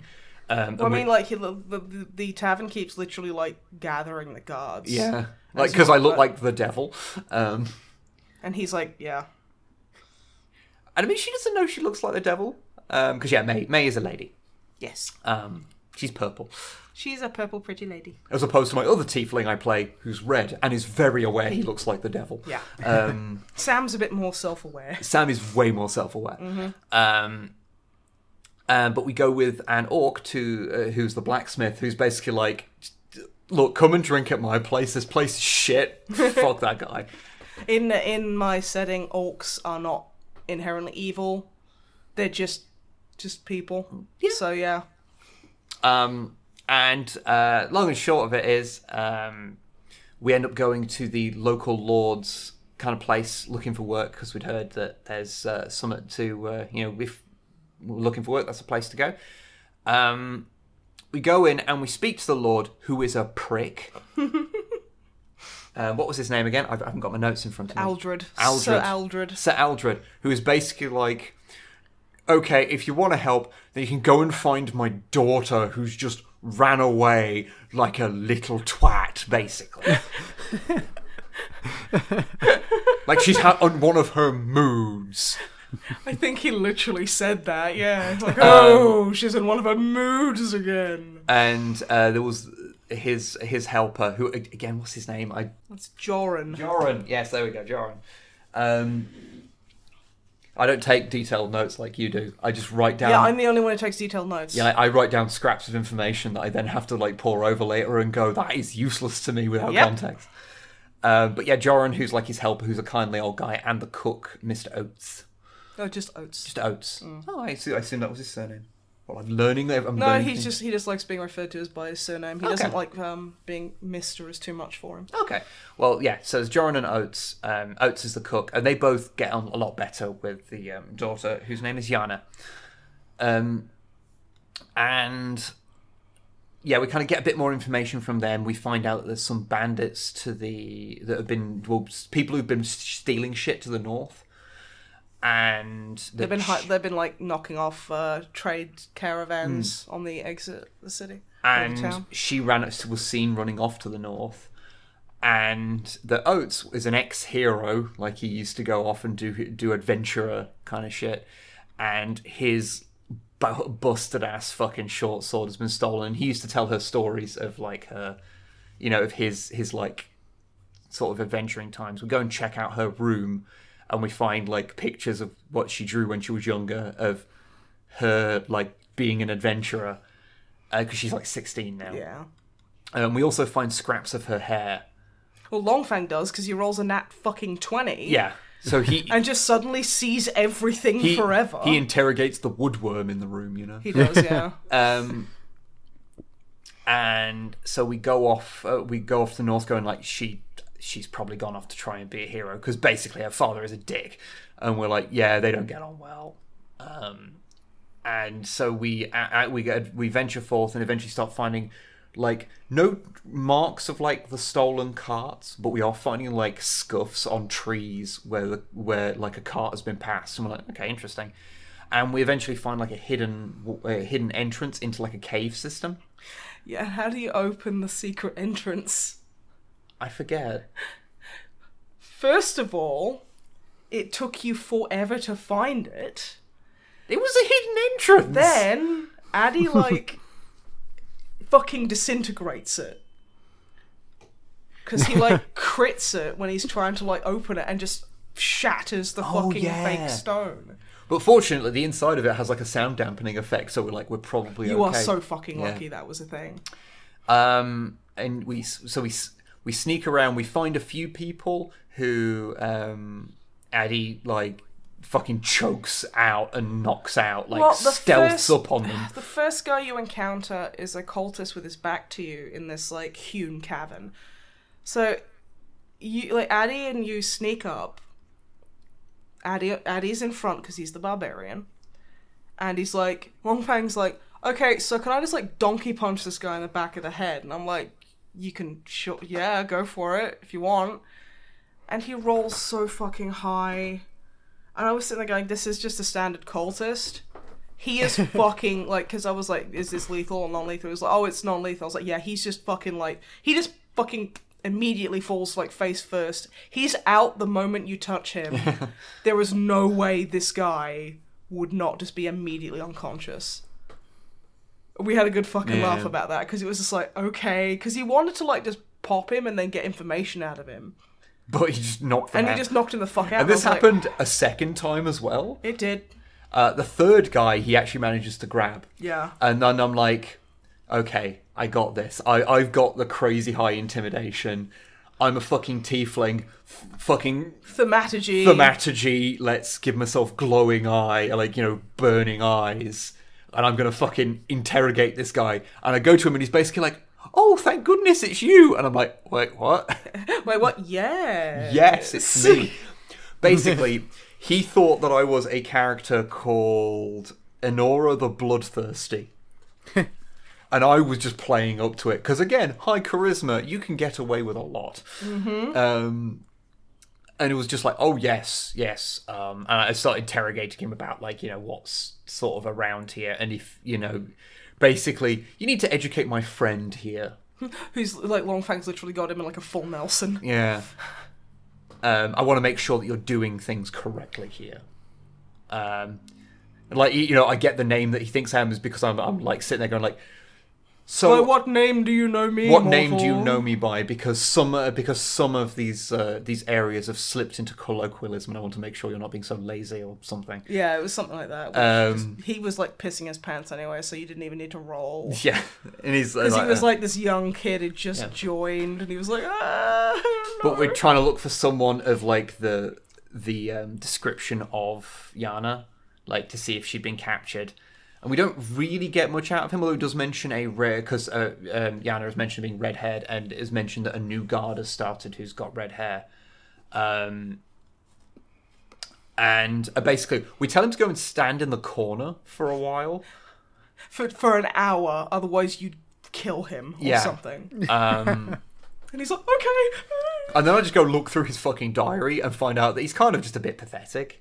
Yeah. And he's just kind of joined up because no one respects him and told him to basically... It's like, this guy's harmless, and just tell him to basically leave here, you never come back. And he's like, okay! But after he's waited standing in the corner for an hour, so he's not tracked anyone. Yeah. And so we go, and the next door we try, I'm like, okay, so since I'm apparently confusable with king shit of Dick Mountain here... I'm going to go in first, and I enter, and basically, haha, and then basically everyone just starts, and the two people who are in there, who are facing this young girl with short hair, short blonde hair, turn around and instantly start roll initiative. I'm like, fuck. But bear in mind, Longfang was at half health because he got fucking snagged by a trap earlier on. He was really good because he walked in and like the first thing he was like, I rolled to detect traps. And I'm like, yes, he's a natural. And then like he barges in another door and it's like, oh shit, that was my fuck you trap. That was the nasty trap. That was the one trap. That was the... there was at least 2 traps in there. And that one... There's one that's like a setback, and then there's like 3 levels of traps. There's setback, and then there's another one, then there's like deadly. Mine was the middle one. I thought I'll put one in there that can really fuck you up, and he just got minced by it immediately, and I'm like, oh fuck, okay. But anyway, so fight ensues. I kind of duck sideways hurl Eldritch Blast. Eldritch Blast. As Longfang just murders the other people because he's barbarian, so he went into rage. Oh, he had to go into a rage because he was on like 4 hit points. Yeah, he was just going to fucking die if he didn't. And we have no healing ability. Two guys just basically just like, there was like the guard and the big cultist dude basically just flanked him and were like, fucking come here, mate. And it messed him up. And then the girl, she grabbed a stick and just ran in. Hit the guard with a stick, and then like he just like backhanded her, which took off like half of her fucking life. Which I didn't tell you guys because she could have died very easily there. But anyway, these cultist guys dead. One thing we found out from the guy we talked to earlier was that the reason why there's no tracks from the cart is because they basically had someone who levitated it and brought it in. And it still snagged the trees, obviously, but it wasn't leaving tracks. It's like, okay. So it's like, okay, well, we've solved the problem they've had with shit being stolen, and we found a young girl who insists she's not Yana.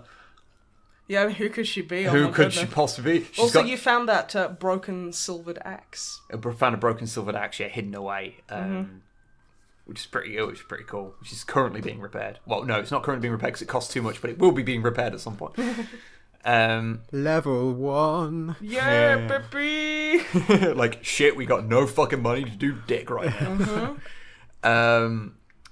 And the girl's like, I'll fight you, and we're like, just don't fight us. She's like, I'll fucking kill you. I don't care. I've killed people before. You're not powerful. I'm like, and I'm just like, I'm a warlock, god damn it. She's like, yeah, no, you're not. You don't have any powers. Like, you literally saw me. You saw me kill that guy, and she's like, could have had a pre-existing condition. Which I shamelessly stole from Tom Scott. And I full on bring on, again, like, because thaumaturgy is quite useful if you're running a high charisma character. Yeah. Of like, ground shudders, whispers appear of like, I am a fucking warlock. Stop being a Stop dickhead. being a twat. Drop the stick. The stick ain't doing anything to me. And we basically go, look, we need to take it. Like, there are people who are worried about you. Take it back home. And eventually, through like a bit of a kind of back and forth, it's like, look, you don't have to go home to your dad. We've met him. We know he's a dick. And then she immediately relaxes and is like, oh yeah, no, he's a fucking prick and I hate him. But we know that there are people that are worried about you, and we can try and work something out. We will try and convince your father that you don't have to go back and live with him, but people need to know that you're safe. And we kind of get her to agree to kind of stop at the blacksmith's, whose name was Una? Una, yeah. I remember that one. The Iron Tusk Smithy. Mm-hmm.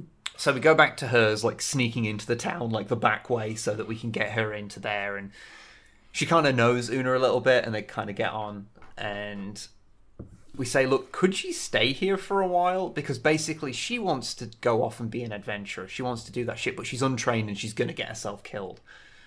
And so we're like, look, if she kind of learns a bit about that, then at the very least she's not going to get killed doing it. And that's sort of because she doesn't want to be just the lady of the area. She doesn't want that. Which is what her dad wants. Which is what her dad wants. So we go to back to the manor, and we go and speak to Joran and Oates and say, look, can you come help us speak to fucking I know why I keep saying Aldrid's name is because it's so close to Aldrich from Dark Souls.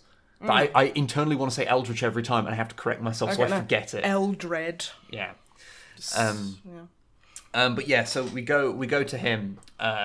So we gather those and say, look, help us. This is what's gonna what Yana wants to do, and it's fucking Dad is a prick. We're not gonna convince him. If you guys can help, that'd be really helpful. And so we all go in, and he's like, so why the fuck are you all here?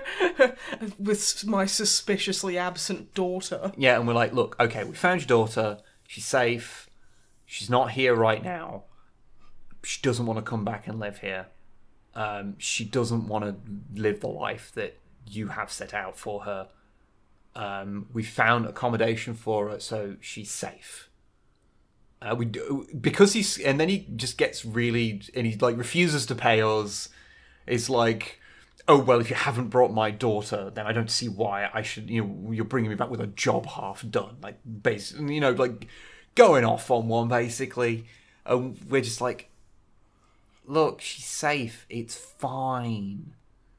Like... Then Addie, Just maybe, like... Basically, if you keep doing what you're doing with her, she's just going to run off again and again and again, and one of these times she's going to get killed. Like, so this isn't... Basically, you're not going to get what you want out of this situation. Whatever, like... If you try and do it this way. The only option for you is to give her a little bit of respect and freedom. And she might decide that she doesn't want to do this and she'll end up coming back. That's fine. And it'll all be like what how you want it. But she needs to get this out of her system at the very least. Like, you've got to give her that. He's just like, no, fuck you. So A gets a bit annoyed with this. A bit annoyed. Pulls out a dagger and fucking slams it into the table. And is basically like, okay, like, fucking pay us. Don't be a dick about this. Which doesn't help, but does annoy Aldred a lot. We later find out he can't get that dagger out of the desk. I rolled strength for him and he can't get it out. So it's just stuck there now. The next person who can pull that dagger out of that fucking desk is going to be the new, like local lord of Racton. We later find out he really loves that desk as well, so it's extra funny. It was like a really special, like Yana's like, oh god, oh did you fuck up the desk? Oh yeah, that was like especially carved by elves and given as a gift to my granddad.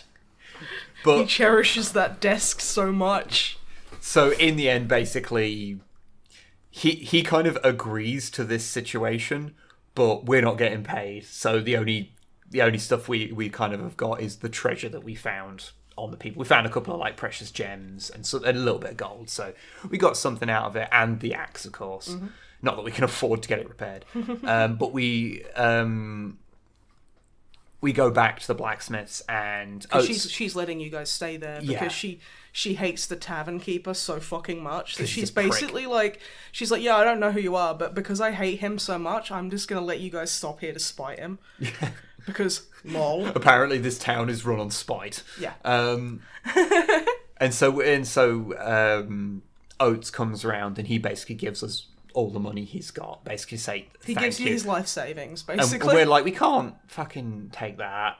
Like, we'll take money off a rich asshole, but, like, we're not going to take it from you. He also brings you pumpkin muffins. He does. Because they're Yana's favourite. But because he insists, we basically give it to Una the blacksmith to repair the knackered short sword that Yana took, so that she can have an actually functional sword, so she can learn. And that's sort of where it ended of...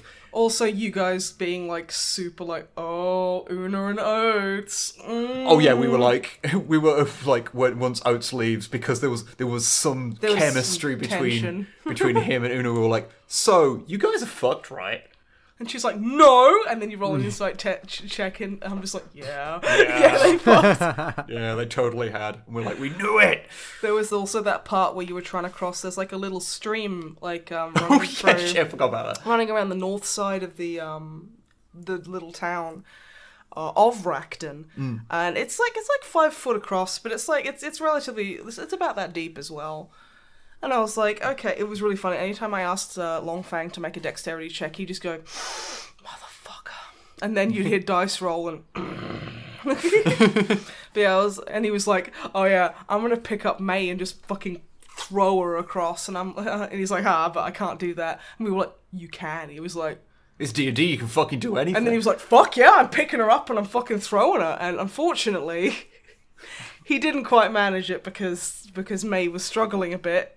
I just kind of got dropped on the ground. Yeah, you just got picked up. Yeah, and then he sailed over it, like in his run and jump. He sailed over gracefully. You, however, May, you ran and jumped, and then basically was just like a foot short. So you landed tit first on the other embankment and knocked all the wind out of your sails. Yeah. Which was actually really funny. I love D&D for those moments of just fucking silly stuff. Like, my arse just lands in the water. I have to drag myself up, so I'm just AD kind of like picks you up. Annoyed, sodden warlock. Mm-hmm. But yeah, it was basically just a single session. A long one, but, you know, We It had, wasn't that long. It wasn't too long, but yeah, it was good. Sort of introduced us to characters, and yeah, it was a lot of fun. And I hope to go back and do a few more little sessions with these characters. Yeah. Not least because my backstory basically doesn't come up at all. Yeah. I want to tell everyone about my deep dark backstory. You're a warlock. It's I'm a warlock. You have to have a deep dark backstory. Yeah, there's basically no way. If you want to play a warlock that's good, then your story has to be tortured somehow, doesn't it? No, but yeah. I mean, to be fair, you could just basically you can have a fae. Okay, I had to because I looked up and I was like, "What patrons can you have?" And it's like great old one. I'm like, "Well, I'm taking that. That's the obvious." You can have like a fae patron, which is basically like it's like a fairy, and you can literally be in like a romantic relationship with your patron if you want. Yeah, but great old one's an option. Well, why aren't you in a romantic relationship with the great old one? Is what I'm saying. That is a good point. Why didn't I say I just wanted to fuck Cthulhu? Yeah. But I don't know where you'd put it. Or where wouldn't you put it? like, There's a lot of tentacles there, and the tiefling body has a lot of The orifices. boy is the Cthulhu boy is like he's got a lot of prehensile tentacles there. So I'm not advocating that you have sex with a great old one. With a great old one, even though you just put the tentacles in places. Even though, because I know, because some people get really upset about this. Cthulhu is not a god. No, he's not. And people get really upset when you say he's a god. But fuck off. Yeah, really. Go complain that like someone called Lovecraft a racist or something. I do. The thing is, I always sit there and I realise that the people who get angry about that, I sit there and go, I can guarantee I have read more Lovecraft than them. Because I have read nearly everything he ever wrote. So, It was a man! It was a man! But yeah, I mean, it was my first time DMing a 5e game. Because I've DM'd Call of Cthulhu in the past. Yes. But no, and honestly, I think I've learned a lot infinite from... Call of Cthulhu's. Huh? Nothing. Okay. But yeah, I think, literally just having games run by Matt, Drummer Matt and Ash, have just been so fucking helpful, because now I'm like, oh, that's how a good DM does things. No, you did great. You did great. I mean, you and Longfang were honestly, joys to play with. Just absolutely fantastic. Longfang is a natural. And it was... and you're used to my shit, so... And I'm used to your bullshit, so... But yeah, no, it was a lot of fun. And I'm glad you guys had fun. We did. We had fun. I know I'm speaking for Longfang here, but we very much would like to, have a little bit more time in that little... I'd love to hang out with your characters more. They're very, very cool. But yeah. So that's... I'm like, Wib, what have I been doing? And you were like, here's the D&D story. And I'm like, yep. That's it. Yep. But yeah, no, I worked really hard on that, and it was nice, making maps and stuff, and trying to figure out the back end of Roll20, which honestly, once it clicks, it's fine. But oh god, I hate it how the tokens snap to grid. So I had these chonky You can turn that off. Thank you, because at Sir Eldred's manor. He had a bunch of horses out front, and they were just they were these wide, chonky horses. And I was like, please I can't remember how you do it. I'll look horses. I can't remember how you do it. I'll look into it and let you know. Thank you. But yeah, and it was just they just had fucking wide boys just fucking whinnying about the place, and I was like, please just pay no attention to the outrageously wide horses. If they were just wide horses, were they not just cows? No, I was like, so much crime happening. Well, no, I kind of was like, well, they're more Shire horses, they're more work horses and stuff, but also that still doesn't account for the amount of thickness that they had. I think you just enjoy the thickness. You don't have to worry about it. Yeah, it's fine. God, what was it? Oates was talking about how it's oh yeah, they got into a fight about something silly about she wouldn't ride side saddle. Yeah, the horses. No, Yana and her father got into an argument about he was you need to ride side saddle because that's how ladies do it. And then Addie is just stupid, and Oates is right. I think they got on pretty well. But yeah, so well, you just have to fucking ride side saddle on those horses. Jesus Christ. You get a fucking groinal injury trying to ride them normally. Yeah, you need to be a trained gymnast to be able to ride them properly. The only way to ride horses that thick is to ride them like you're fucking Paul Atreides riding a goddamn worm, while Toto plays in the background. Just sat on top of it. No, he stands on it with a kind of... Yeah, that's how she was trying to ride. He was no, side saddle, and she was bitch, please. But yeah, anyway. But yeah, we should move on to the questions. Questiones. Which, since we've got the Last Jedi, Rise of Skywalker stuff to talk afterwards, we should try and burn through these questions. Yeah, a little bit. What's the email address you need to send questions to, Snipe? Fuck you. Fuck you to death. That is don't send an email to that address. That doesn't go anywhere. Only drummermat at snipeandwib@gmail.com. That is indeed the address. And what are the questions, Matthew? Send me, please send in your theories about why the horses were so wide. And then next time we give to check the emails, I'm just like, what the fuck were we talking? Why is everyone sending what? Or send me your best headcanons as to why Sir Eldred had so many fucking wide as shit horses. Okay. First up, Lars. This is not a question as much as a recommendation. So it's quite long, and I'm going to paraphrase. Apologies, Lars, but in the interest of time, I'm going to paraphrase. But they said that they noticed that in the last podcast, Wib said that you wouldn't play Fallout 76 for obvious reasons. And the thing is, while everything surrounding the game, the marketing, the PR, the everything like that, is terrible, the game itself is actually quite fun, apparently. If you can sort of, if you shouldn't go into it expecting an RPG game. It's not a Fallout game, it's more of a survival game like, all the other survival games. But if you like those sort of things, and that's what you want from a game, it can actually be quite good. And then they do go on to, there's a big list of various things, which I won't go into, to be honest, because of time. But it sounded quite compelling, this email, so I'm almost tempted. I mean, if that kind of thing sounds good, but when I say for obvious reasons, for me, it's that I want an RPG experience out of Fallout, and I don't enjoy survival games. Yeah, for the most part, few exceptions. But yeah. But I mean, I'm glad that people get joy out of it. It was interesting to hear something positive about it, because honestly, you don't hear much positive. Yeah, well, so our friend Unity quite likes it. Yeah, him and his wife, they really enjoy it. Yeah, Unity and Sin, they like it. Yeah, so I know people do get joy out of it, but the things that it does are not things that I am interested in. So, but I'm glad that people do get some fun out of it. It is good when people play games and enjoy the video games that they buy with their money. Yes. Exactly. Okay, next up, Parry. If you had a clone, what pranks would you do with said clone? I'd pretend I could teleport. Ah, yeah, clever. So I'd be like... Or I'd rob a jewellery store. Not sure that's a prank. I think that's just larceny.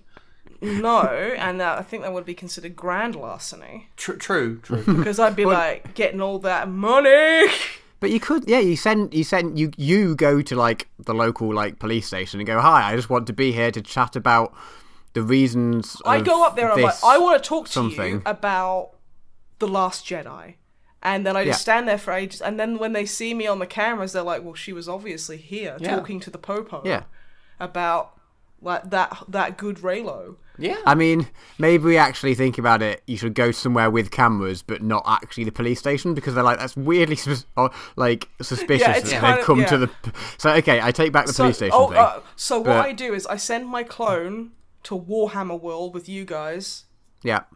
Because then, people are going to recognise me. Oh, they take your phone and, check in at all the Pokestops with your account. Yeah, exactly. I give them my Fitbit, so, and then I go and rob the jewellery store and fuck off. And then, easy. And then if you do get arrested and that this airtight plan fails for some reason, you just send your clone to jail instead of you. Yeah, exactly. Or I create another clone and just have her basically just go and be like, hi, I'm a clone. Also, I don't know. I feel that my predicament could be solved with more clones. Basically, I want to be Mila Jovovich from Resident Evil, the fourth movie. Whichever one it is where she has a shitload of clones, and then the one afterwards, and they just instantly get rid of them all. It's literally in the first 3 minutes. At the end of the third movie and the beginning of the fourth, her hundreds of clones just all die. Yeah. Because they all suck compared to her. Are you saying that the Resident Evil movie franchise isn't very well written? Yep. Shocking. Yeah. How dare you? How dare you? I know. No hate, please. But yeah, I do that, and then I just keep cloning myself until, like, I don't know, I basically just single-handedly with all my clones destroyed capitalism. Yeah. Okay. Cool. Cool. I'm not good at pranks. And then, if the police caught me, I'd go, lol, just a prank, and then they couldn't arrest me because that gives you diplomatic immunity. Yeah. I was filming it for the, I don't know what's I was doing it for the Vine. Yeah, Vine, yeah. I was trying to work out what the I was doing it for the Vine Gram. was. Yes, the Vine. The TikTok exists. Yeah, but to be fair, do you think any police officer knows that Vine has gone under? Probably not. Exactly. Because they're all, like, Warforged. They are all Warforged from Dungeons and Dragons. Yeah, but they all have access to chain lightning and drop the best loot. So, I remember. If any police capture me or my clones, then I'll just beat the fuck out of them. With your infinite clones. With my infinite clones. And then take all their loot. And basically... and then I'll put I will, like, when they're unconscious, I'll basically position them so that they're fighting each other. So when they wake up, they're like, oh, we fought each other, obviously. That's how the evidence... And then forensics will come and dust them for fingerprints and they won't find any because they're rock people with chain lightning, and they'll be like, shit. It's definitely just police officers fighting each other and then dropping all their loot somewhere and they can't remember it. And then I'll basically I'll go and I'll pay like $1,000 to like everyone's Patreon that I like. And then like I'll go and live on Squishmallow Island. Okay, whilst that plan has more holes in it than Alex Murphy and RoboCop, I feel that it is the only plan we're going to come up with, so that should be our definite You answer. Can't steal my plan. That's my prank. I'm no good at pranks. Okay, what you should do is you should go to your mum's house and basically just tell her that horses are stupid. And then when she's like, I'm really mad at you, Matt, get out of my house, then like the clone pops up from behind the couch and goes, can't hear you over how fucking stupid horses are. And she's like, oh well, now there's two of them, I can't argue with two of them. And she's like, oh shit. That is not a prank, that's just communicating that I don't understand her fondness of horses. But in a very antagonistic manner, unnecessarily and then set fire antagonistic. to all of her like Cliff Richard merchandise. I have dreamt of doing that. Yeah, and maybe clones might help, but I think that's more of a manpower thing than explicitly needing clones. I don't think I've got a use for a clone. I mean, I guess I'd find out what would be. I guess I go. I guess I'll find out what it's like to suck my own dick. I mean, I was going to say, yeah, having a bit of a wank would be more interesting. Like, I guess. Okay, so I go to like destabilizing capitalism, annoying the police, and robbing a jewelry store. You guys are like, I'd fuck myself. I would suck my own dick so hard. Ooh. You want to know what your local flavour is, I mean, the thing is, it's like, that's still like, it's not like you share sensations. You're two separate meat Well, no, but that's why you're creatures. 69, because then you're both doing the suck and you're both getting the suck, and it Yeah, also but like, feels if like you're you're doing like, it to yourself. okay, but like the problem with 69ing is that you can't just sit back and enjoy it. You've got to like ignore it and try and focus on the task at hand, which is usually someone's genitals. Look, logistics can be worked out later. Yeah. Realistically, you just want to know, because you want to, you want to find out if you're, I be any? I mean, we've diverged from the idea of the pranks. Yeah, it's not really a prank to have sex. Well, with yeah, yourself. okay. So, drama Matt, you and your clone are 69ing hardcore on the sofa. Ruth comes in and is like, "What?" And you're like, "Just a prank, bro." And she's like, "Don't call me bro. I'm your wife." And then, like, then you can basically like, she can peg one of you, and then like you can Eiffel Tower with her.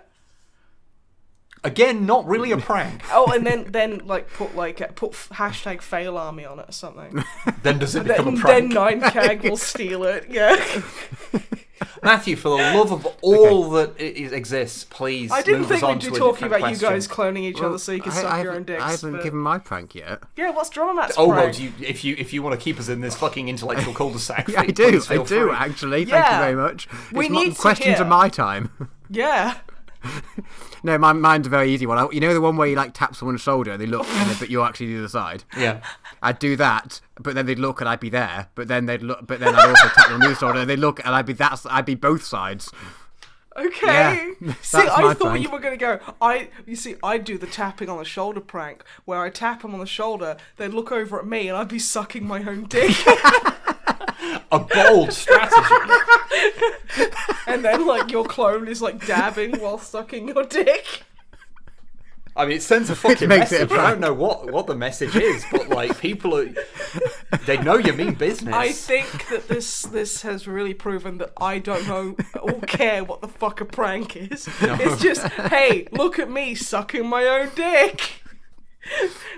Burn. Get owned, I guess. Okay, right. So next up, Murray. Apologies to Snipe, but I'm going to be a bit of a train enabler. They're recommending train games. They are recommending train blur. No. Sid Meier's Railroads, which they got on a bundle, and it's quite good. You you build railways and assign routes to trains, and Sounds solid. sounds great. They also recommend Train Simulator if you want to go for the more driving trains rather than building. But as previously mentioned, I think we're both more into the train set side of things. Yeah, we both want to build and operate a large network of trains rather than in particular drive one. I feel. Yeah. Now, don't get me wrong. If someone said, "Hey, do you want to drive a train?" I'd be like, "Sign me the fuck up, soldier." But you know, it's not like what I want to do in a video game. Yeah. Their non-train related question is a very quick one. I think it's a one-word answer. They've recently been listening to a lot of covers, some ska, some 20s jazz, occasional German Umpa band covers. Excellent. And their question is everything improved by trombones? Yes. I mean, yeah. I mean, you can extrapolate it out to be just brass in general, but the answer is still yes for trombones. If you're only going to have one bit of brass, then a trombone isn't a bad one to be the one to have. It's pretty versatile. Yeah, it's because you know, trumpet's kind of stuck in kind of the higher kind of range there, and like, but a trombone can kind of do some of that whilst also going down low. And it's a good instrument to be a solo brass section, I guess is the point I'm trying to make. Yeah. Saxophones can manage it quite well as well. Yeah. But you know, yeah, trombones improve everything. Yes.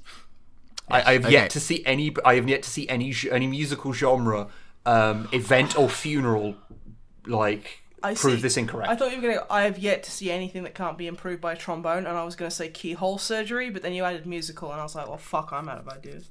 I mean, hell, like if you know the people were like doing keyhole surgery, and there's just someone in the corner fucking going nuts on a trombone, like it'd add atmosphere. No, what you do is like you on the end of the fucking. Brrr, what? The brrr. I have been in a band for like fucking 13 years. Brrr, that part, the part you put the boxing glove on. Slide. Yeah, the boxing glove like attachment. Put a scalpel on there and just shank the fuck out of the person. Okay, this is not doing an operation. Then, this is just Lloyd Grossman. This is just a murder. Yeah, but then you get another trombone just going wah wah wah. Yeah, and then when they die, it's wah wah wah. And that means you haven't committed a crime. Yeah, exactly. And then Drummer bursts in, sucking his clone's dick, basically being like, "It's a prank, bro." Please ask the next question, for the love of God. Okay, 40k related. So Technician Sourwell. Hello. The Tau have a tiny warp presence due to their genes. Yes. Do you think a Sentient sorcerer, which is hard to say, could create a retrovirus to alter their DNA enough to make them easily corruptible? Yeah, sure, why not? I mean, probably, but it seems like a lot of effort to go to. I'd probably say not, because I guess it depends on how far you want to stretch these things, because that sort of suggests that then having a soul is something that you can genetically alter. But it's magic. I literally read a creepypasta where someone was like, the soul is real and it weighs 0.34 kilograms. It was like they were weighing Oddly people. specific. Yeah, it was like they were weighing people when they were like dying, and they were like, "Oh, we saw the soul leave, and this person's soul was like, I don't know, 2 stone or whatever." No, it's just because they shit themselves when they died. Yeah, Yeah, that's but the the poopy change. is still there. Maybe the poop is the soul. Let's not go any further down this. Okay. The answer is I would say that it depends on how you want to define these things, because the warp is fundamentally magic. I mean, like, if you think it's cool, then go for it, because it's space magic. Yeah. Who gives a shit? But Canon is an illusion. It's giving someone more of a soul, almost. It's a weird question. Like, not that their question is weird, but like to think about. It's a weird thing to answer. I think my gut reaction is that no, that shouldn't work. I'm gonna say yes because it's funny. It's literally the like spiritual equivalent of downloading more RAM. And I like that. But like a chaotic virus is magic as well. So it's basically like magic. You can explain it anyway. Yeah, magic can do magic shit. Yeah. I only go no because even if they altered their genes, their hooves would protect them because hooves are immune to the warp. They are. That's actually canon. I just like the Ask idea. everyone at Remlays on Twitter and just tell him that he's wrong about everything because the Tau have hooves and the hooves are warp proof. And that they can just kick That's why John demons to death. Bernthal has them. Okay. Also, John Bernthal, he learned that by being fed by a bunch of people in Japan, that if he wants food, he has to bow first, and then they give him little bits of like bread and grain. So he like because he is part deer. He is very dear to me. What's the next question? Some guy camping. Okay, that's not a question; it's more of a statement. But We have made this joke before, I believe. I can't You remember. will make it again, damn it. I can't remember my last name, so yeah, I probably have made it before. So they haven't played a session of this, but D&D, one of their friends is going to play an Imperial Guardsman from 40k, and their backstory is they were on Cadia, the pylons were smashed, a heretic psyker got a sudden burst of power from the warp, and then the spell meant that the Guardsman was transported to D&D land, whatever world setting the D&D is in. So they're doing things like they're reskinning their like lasgun as a longbow and various things like this. Okay. Which sounds quite interesting. So their question is related to that is, do you have any unique / interesting character ideas that you'd really want to play?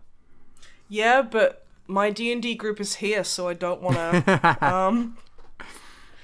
I think the one that I would like to do at some point is, without because it doesn't really give anything away, there's no specifics, but it is to do the type of thing where what you thought the character was the whole time they actually weren't. Like, people have said, the things where like, oh, actually, like they had a big character and like a little companion, but the companion was actually the character all along, sort of thing. They were just controlling the big one. Like Krang being pilot. Like, yeah, basically, like that kind of. People have done characters like that, and I'd quite like to do one of those where basically everything about the character is a lie, and it's just, and you just basically see how long it is till the party start to figure it out. I mean, like Nathan's a bit like that. Yeah, but he's not like three. But he's an idiot. He's not 3 kobolds in a trench coat, which is more the angle that I want to go with. Is more of like the ludicrous sort of thing where people go, "Really, were you that the whole fucking time?" And then work it and go, "Oh, that works, doesn't it? You twat."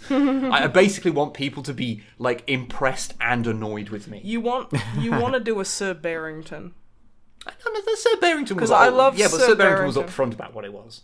Yeah, but no one noticed. Yeah, but no NPC noticed. The party knew what it was. So it's a little different. This is more to torment the party with than the NPCs. Oh, okay. Yeah.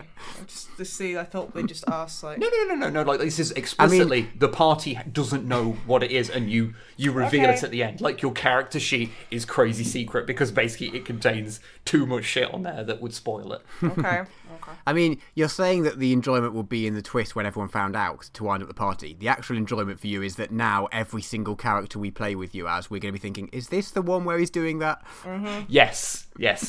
I'm not, because, well, I'm more like Hella than I care to admit. So I'm just going to be like, I've forgotten about this already. We're playing D&D? What characters would you like to play? Dinosaur. Cool, Matt. What would you want to play? I want to play as Batman Paladin. So you're a paladin and you're strength based, and you just use your fists rather than using a sword, and you just go around punching people with paladin smite. Good. That's the just one I've got make rolling that. around my brain at the moment. Yeah, just make that then. I know, I would, but we don't play enough campaigns for all of the characters I want to play as. Yeah, but Honestly, same. Yeah.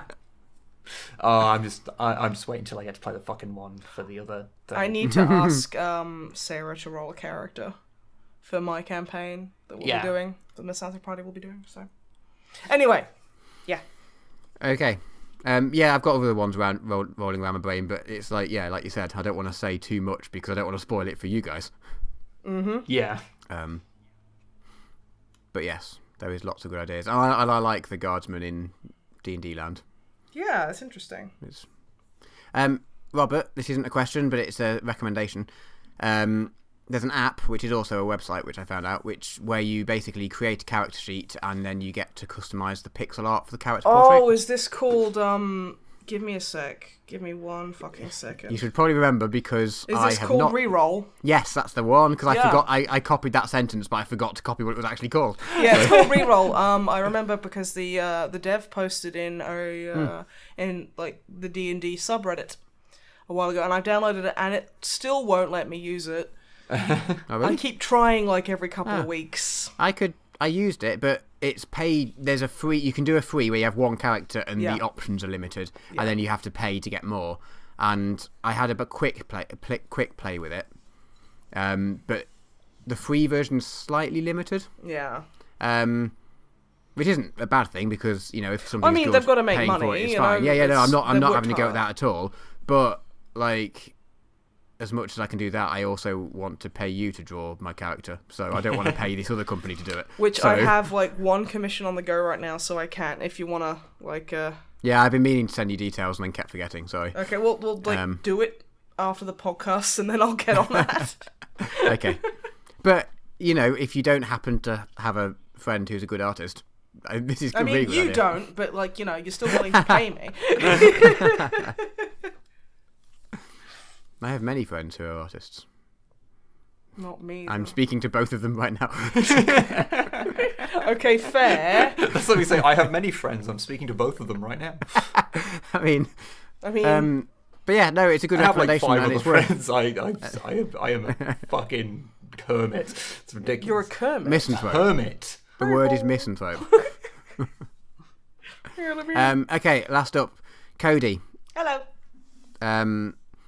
They were they were watching, so I forget people watch on YouTube. It's weird when people watch the podcast because it melts my brain a bit. Anyway, they were watching episode 90, and we all mentioned the show Silicon Valley, and they're just saying that, and none of us knew anything about it, basically. Yeah. But they're saying, yeah, it's quite good.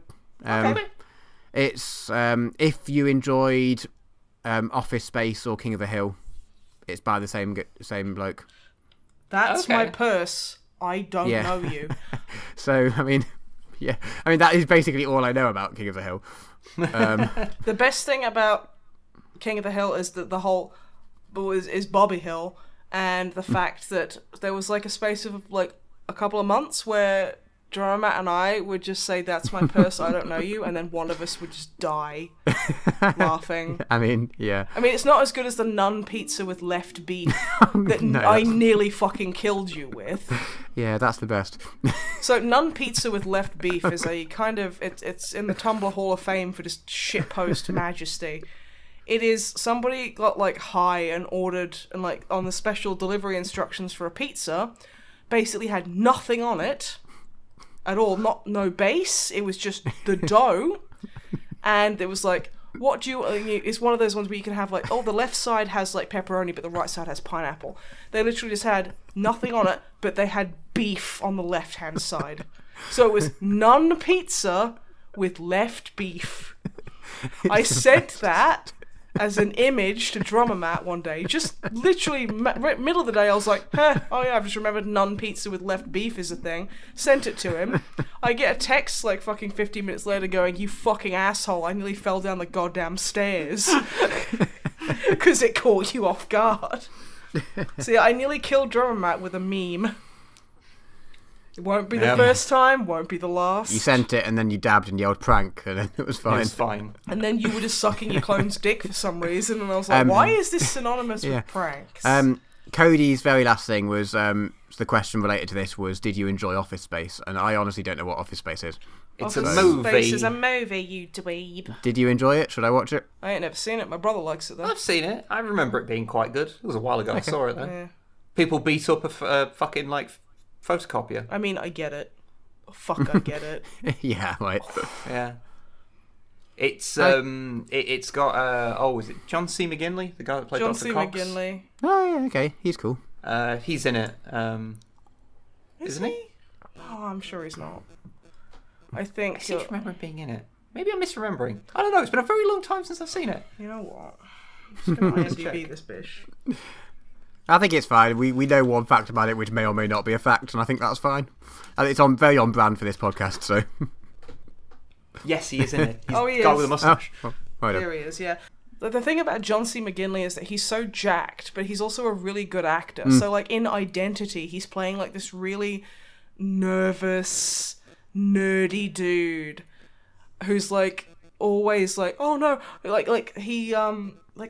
he pops a tire and he's like, okay, so turn into it, pump the gas, and he's, like, really, like, high-strung and, like, and then, like, there's a part halfway through the movie where something bad happens to him, and, like, you're like, oh, fuck, this guy's, like, 200 pounds of muscle. It's because someone threatens him, and he ends up, like, the person doing it is, like, very visibly like half his physical size. Yeah, it's like, it's so fucking weird, and you're like, God, yeah, no, you are such a good actor, I forget how fucking huge you are. Yeah, he's a big guy. Yeah. But yes, carry on, sorry. Just don't know why I said that. Just fucking can't even remember why I said that. But that is all of the questions. Yeah. Okay, cool. We are done. Okay, so Except we're not done. we're not done, because now we're going to do our spoiler chat about Star Wars The Rise of Skywalker. Anything interesting is going to be after this part. Apart from the Star Wars stuff, obviously. So we're not going to be like, oh yeah, also if you've made it this far, then we'll give you a fucking pony or whatever. But yeah, like, there will be a point of no We'll return. give you wide horses. Wide horse. So yeah, if you haven't seen, you don't want spoilers, turn off now. If you have, we're going to spoil the fuck out of it. But we want to talk about it. We'd like to talk about it. Okay. Who would like to start? Can I say a sentence? I've got a sentence in my head. Okay. So we're not going to spoil it before the bit, but unfortunately, like, Star Wars already spoiled it. No. J.J. Abrams spoiled it. J.J. Abrams has The fandom spoiled it. Well, everything because of what it. they did to fucking Rose Tico. Yeah. I'm so fucking angry about that. I'm genuinely angry about that. Yeah, I do have, like, a this might take me a moment to get through, but I have a constructed thought about this. Go for it. So, just to be upfront, I thought the movie was, like, watchable, but it was quite disappointing and is mired with so many flaws. And I personally really liked The Last Jedi. I thought it was a terrible follow-up to it. I loved it. And I consider that this movie is sort of the worst case sort of scenario for that, because so a lot of people got very mad at The Last Jedi. Some of them even had reasons.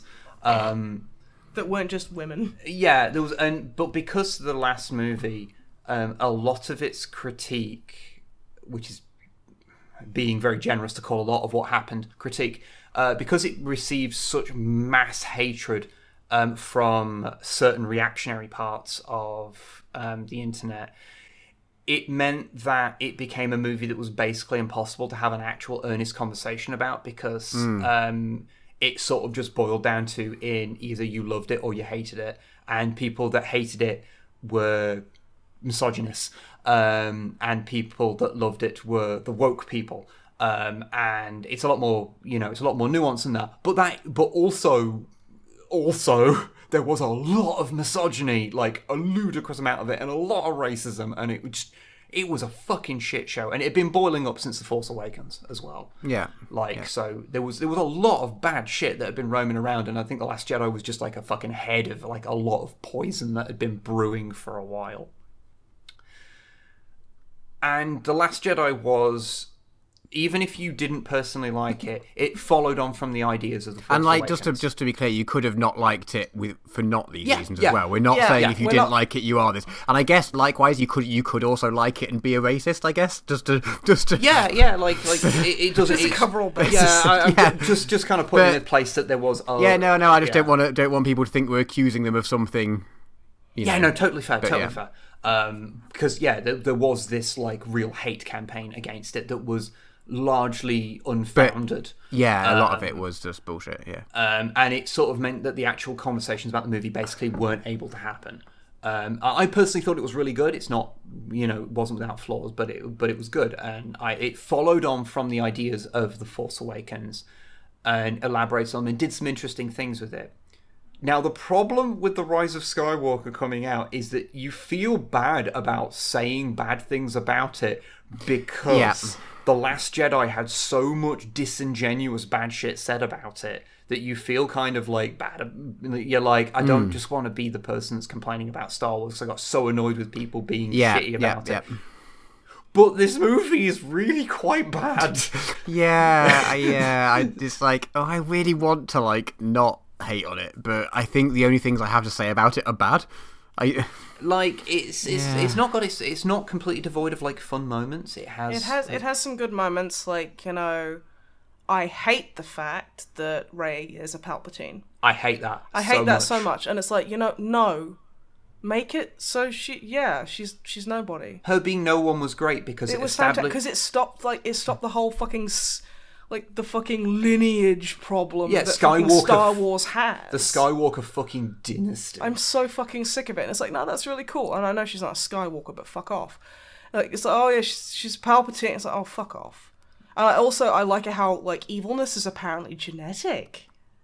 Like her being that's like no really one fucked up. It's like her just being no one and her going, but the Jedi have problems, but the Sith have problems. But well, not the Sith, but the dark side has problems, and so does like the Jedi, and like her being just a normal person gave it such a fucking cool, like, refreshing take on it.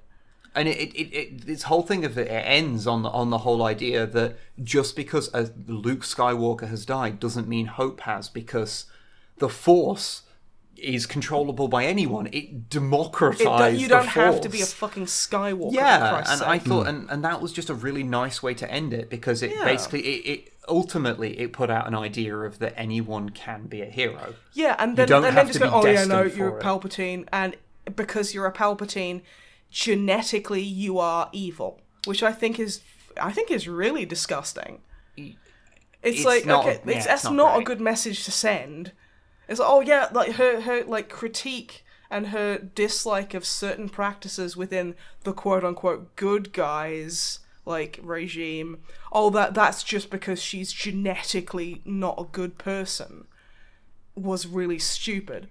Just one final thing to mention is just that the reason why I think like all of that is like it is quite bad is because in this movie they effectively decanonize or retcon shit from The Last Jedi so much.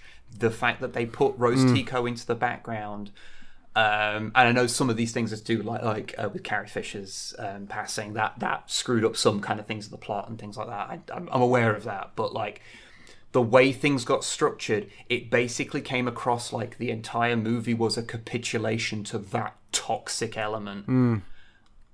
And that was what I was always worried about, was that it was going to be that. I don't know if it wasn't explicit or if it was just J.J. Abrams had an idea that he wanted to do from The Force Awakens, and the fact that The Last Jedi didn't do it, he basically went, well, fuck it, I'm doing my story anyway.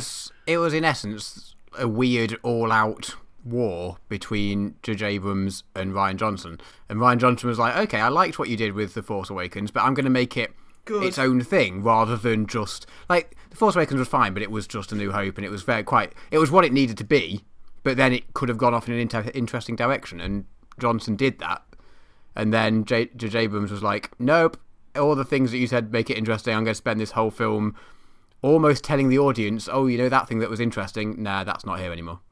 And it's like, it was really like, at one point, I'm sure that I can't remember which bit, I noticed it when I watched it, and now I can't remember. But like someone almost looks straight at the camera when something happens to go back on one of the things that Johnson did in the second one. And I was just like, oh, is he just basically saying, fuck you, Rian Johnson, into the camera? I was believe, like, this is really weird. It's like, yeah, it was just like, you guys are not on the same page at all about this, are you?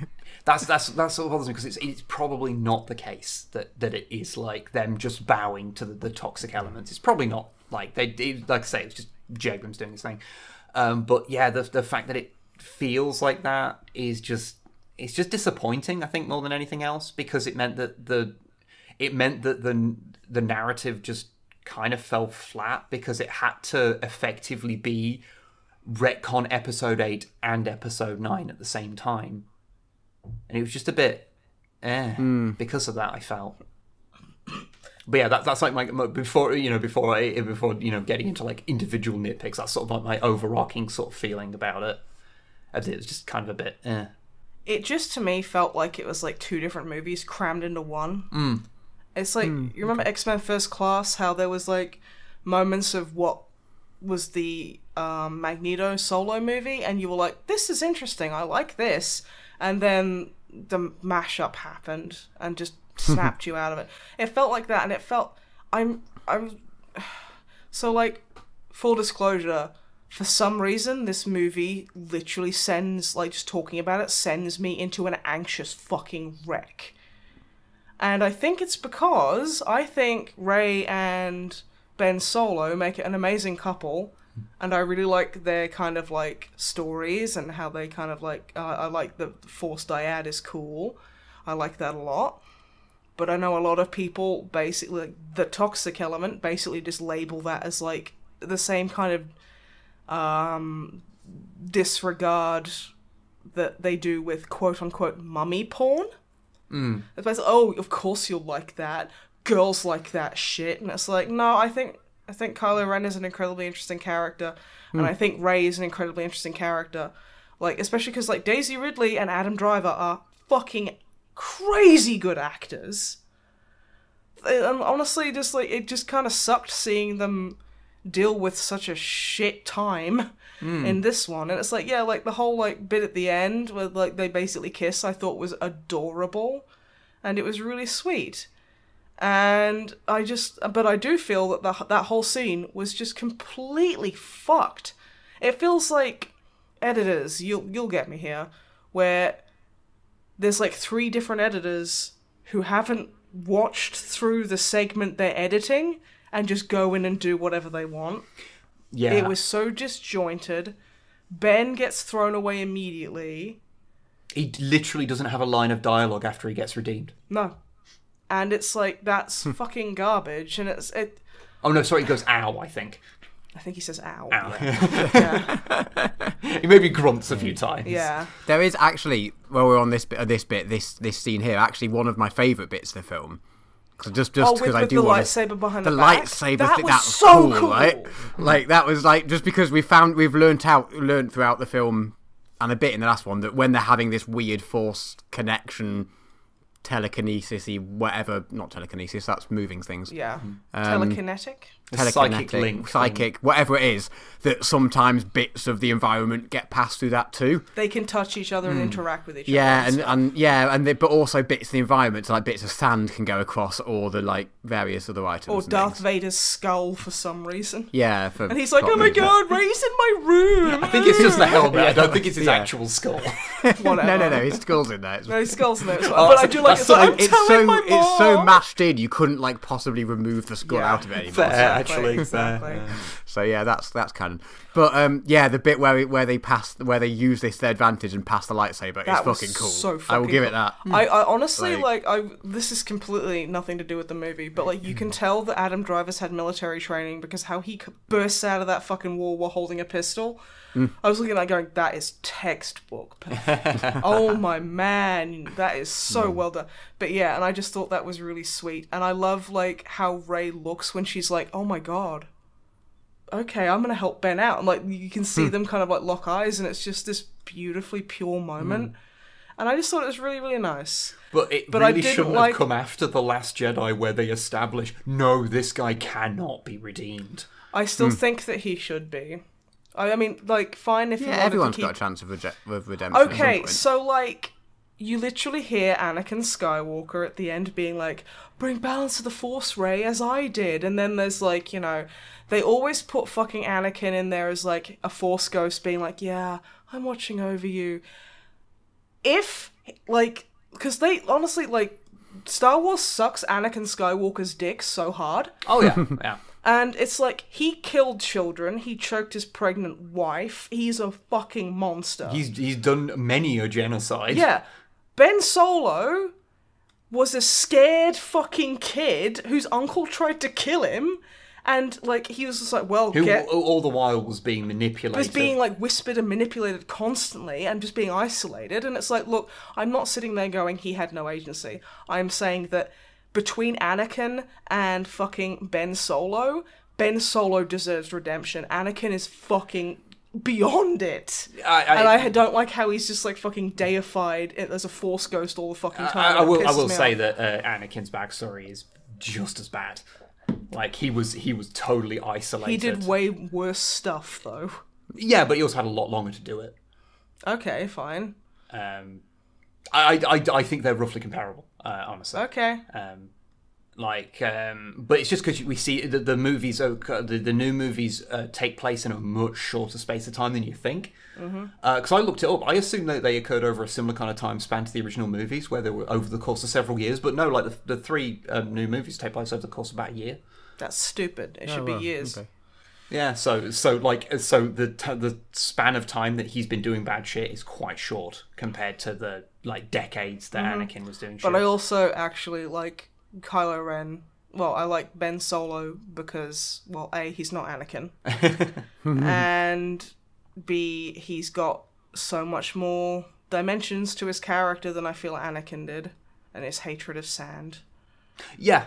Well, that's. I mean, they did a lot of good things with him. I think the big thing is that it's just because him being redeemed in the narrative, just because J.J. Abrams stuff has the problem of everything being kind of just a reiteration of the original trilogy, and that just then makes him the Darth Vader again, to do the same kind of general thing.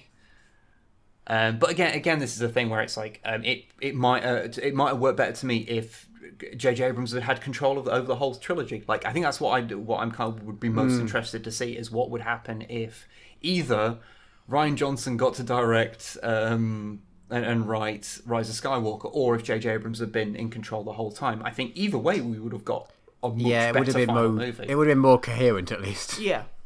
Because there's just a lot there that just. Even little things I've heard somewhere, I don't know if it's 100% true, but that this movie got edited down like crazy. Well, I mean, the editing in it is abysmal. The pacing is awful. Because whilst I was watching it, I was like, there's like very visible like scene missing parts. Also, can I just say, it's so nice to see that we're finally getting some LGBTQIA plus representation. Oh, you mean the kind that they can that is so brief and fleeting they can don't edit even it out fucking for notice. For China, yeah. Yeah, I think Singapore is the place where it's been edited out for specifically. That's you really being brave there, lads. Also, let's give fucking Finn a lady who's also black to have some sudden weird relation. It's like who's basically just like female version of him because Finn and Poe can't get together because bad. And also is related to Lando, but the way I hate that shit where everyone's related to someone else. The way they foreshadow that is like I couldn't work out if Lando was just hitting on her. Yeah, I couldn't figure it out. Yeah. Like, there's so many things where, like how Finn never ever says what he was trying to tell Rey. Which is apparently just, I'm force sensitive. So why would you include two scenes that reference that? Also, force healing is kind of stupid. it's like a canon thing, but they've never brought it up in the movies, and just Yeah. make it the cornerstone of the plot of the entire movie's a bit weird. Yeah, that's weird. And it's just stuff like that all the time. Like it does really feel like there is a version of this movie that's like 3.5 hours long that still would be bad because Palpatine But it just would shouldn't be a in the lot movie. better. No, like literally just see, and like the fact that it's like, oh yeah, Palpatine's back. It's like, why? Is it? I hate that so much. Snoke was a puppet the whole time. Okay, why? Why though? Like, way to just like, I mean, honestly, it does feel like J.J. Abrams was just like, fuck Rian Johnson, he did it better, and now I'm gonna get like really pissy and undo everything. It's like, how about fuck off? It's just, I'm just bewildered by it. It's just a movie that the more you think about it, the more it hurts you. Honestly, the more I think about it, the more tired I get, and it's just, I think this is just kind of tied into my anxiety and depression, but it's just like, everyone has a fucking opinion, and I honestly am so fucking tired. It's like, yeah, it wasn't a good movie, and yeah, it could have been better, and it wasn't, and it was a really disappointing end to a actually really promising trilogy with really good characters and really interesting concepts, that in the third movie went fucking nowhere, was edited abysmally, completely decided to change things, wrote out, like, Rose Tico is honestly, she's high up in my favourite character lists. She was really sweet, really cute, fucking just adorable, sweet creature, and obviously you get the minority of the idiots screaming, oh, she's like Jar Jar Binks, let's literally send her death and rape threats until she deletes all of her social media presence because we're adults and have big boy brains. And it's just like, that's one of the things that makes me reticent to be in the Star Wars fandom, because people get so fucking... Well, you're not a Star Wars fan unless you've read all of the expanded universe stuff anyway, so... Don't get me started. You know. But no, it's just kind of like, oh yeah, like, you know, there is a toxic element to every fandom. Don't get me wrong. But the problem is, like, with certain things, like Rick and Morty, the toxicity of the fandom, the minority tend to shout pretty... The toxicity of the... Sorry, go on. They tend to shout pretty fucking loud and do pretty fucking nasty yes. shit. And every fandom has that to a greater or lesser extent. And Star Wars is intimidating to get into, not just because there's loads of EU shit that's awful, but there is a lot of bad, y'all. Yeah, there's a lot of gatekeeping. There's a lot of hate for people who aren't white men. Yeah, that was one that really shocked me when Force Awakens came out, Yeah, and when we that came found that out. And they were like, oh god, like, Rey's just, okay, so she's a scavenger and knows how to fight. Yeah, okay, why can't she be like, you know, like, she's a Mary Sue, unlike Luke Skywalker, who just, like, flew an X-Wing after having, like, no prior training and was just really good at shit for no reason. Finn shouldn't be able to use a lightsaber. He's not got the Force, and stormtroopers aren't black. They're all clones. They haven't been clones since a Clone Wars, you dipshit. And it's just, honestly, I think that, again, plays into why I feel so anxious about voicing my opinions about it. No, I get you. Because I honestly don't have the spoons for it. I'm literally... Every time we upload a fucking Codex Compliant, I have to brace myself for a fucking handful of fucking outrageously nasty, venomous comments at literally just because I'm the gender I am. Literally, like I couldn't help write the last one, so it was basically all wib, because I was literally vomiting everywhere, and some guy comes in and basically is just like, oh yeah, the woman isn't funny, but your jokes were okay, and it's like...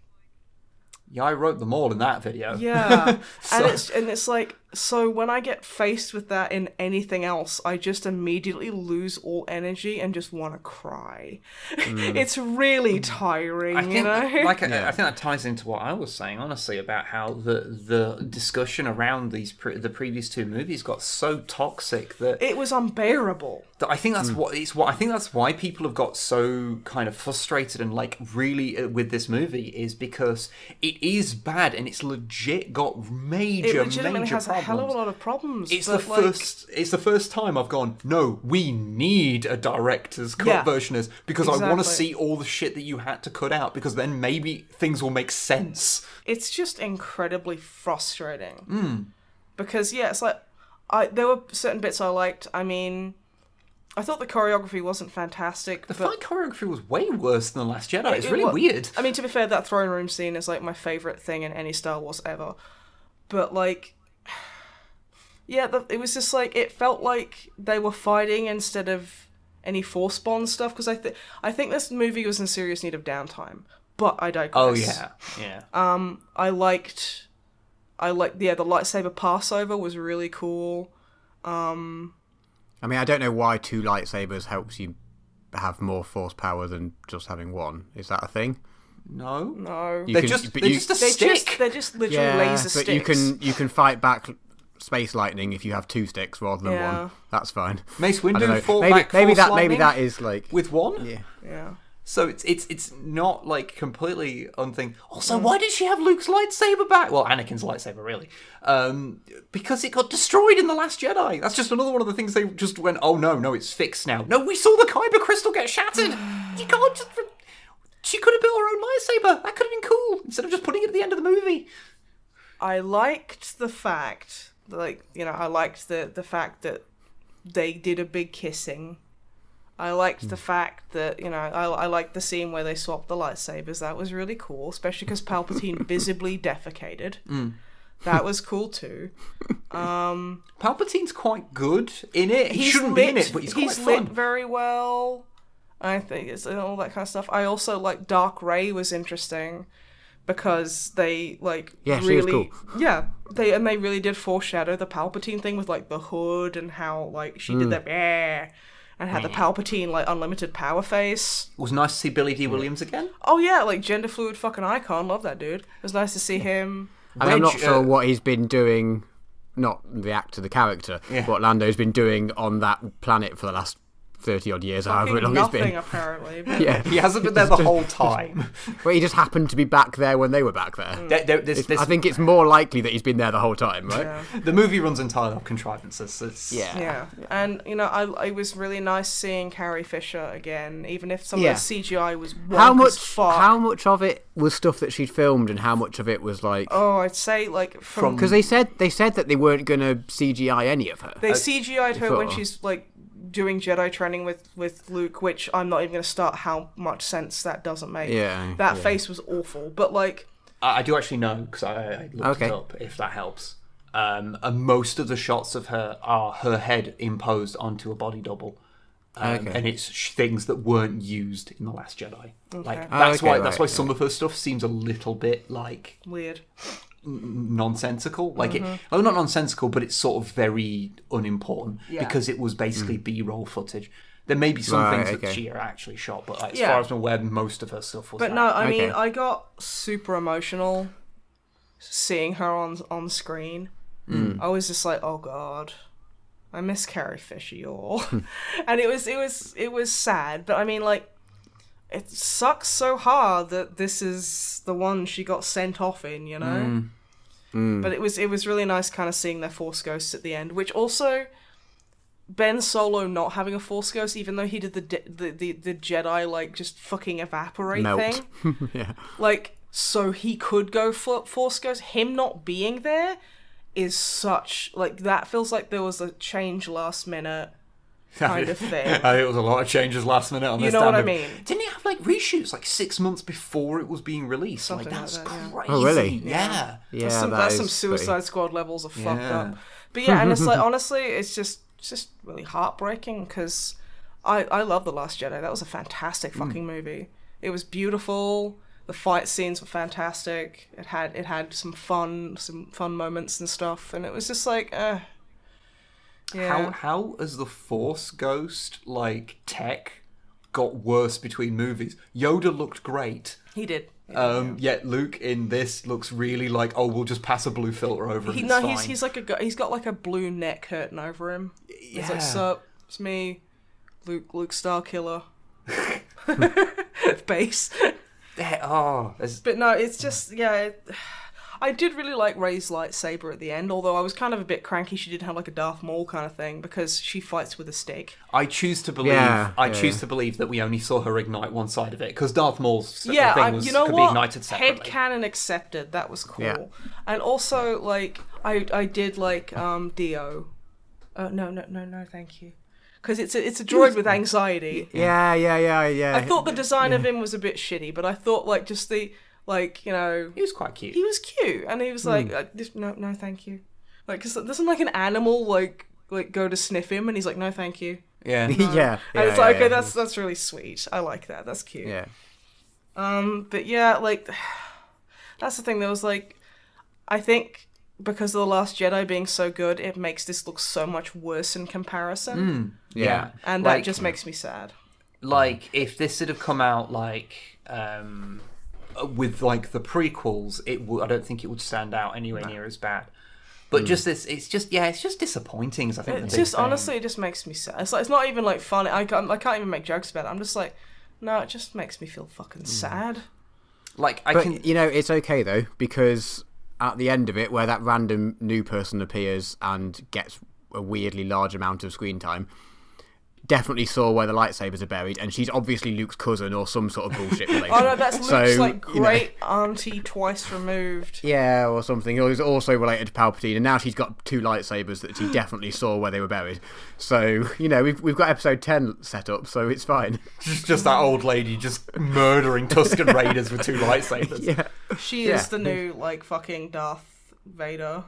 Yeah, Like, what are the chances that she's related? It's like it's Star Wars. She's obviously related. Everyone's related to someone. So like, I like it how the only other black person they encounter is like, that's obviously Lando's kid.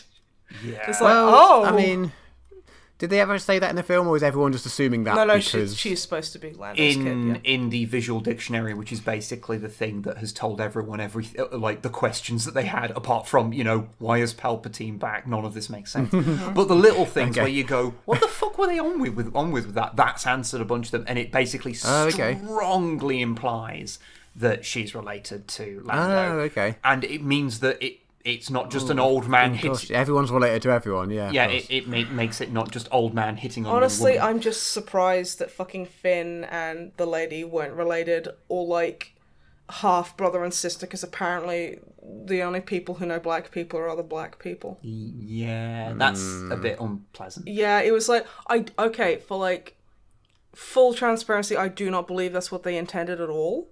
I don't believe that was like a deliberate malicious thing. I'm just saying it looks bad. Yeah. It doesn't look good. Like, I mean, there's like a lot of things where there's just stuff in the movie that's just there like for recognition and not there because it's like important. So it's like Ben gets his helmet redone for like no reason. Yeah, it doesn't narratively serve a purpose. It just looks like he's standing there watching. That's the bit. That's the bit where J.J. Abrams basically walks on screen, looks at the camera, and goes, "Fuck you, Rian Johnson. You broke my helmet. I'm fixing it." Yeah, and it's like, no, stop. Like, that was when he stopped. Like, him smashing his helmet is him stopping just That's being a a Vader symbolic cosplayer thing. and him becoming Kylo Ren. Him really becoming the character. Like, casting aside the past, you know, the whole past, you know, let the past die, kill it if you have to. Like, it really ties into that thing, and that's cool, because it ties into that, and then just repairing it doesn't serve a purpose, because he's barely wearing it for the rest of the movie, so No, it doesn't because we got to see anything. that pretty face and nice hair. Also, I will say his hair looked amazing in this movie.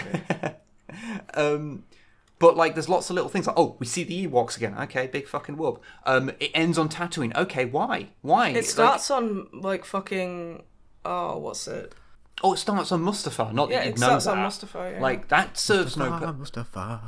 There's, like, just lots of things where it's just imagery that you would recognise, but it serves no purpose. I mean, like them going back to Tatooine, why would they? Leia never went to Tatooine. No, I mean, like, it just feels like, I mean, a lot of fan fiction and EU stuff has a huge fucking problem, and I know that fan fiction is basically just unlicensed EU, and vice versa. Like, you know, EU stuff is just paid fan fiction.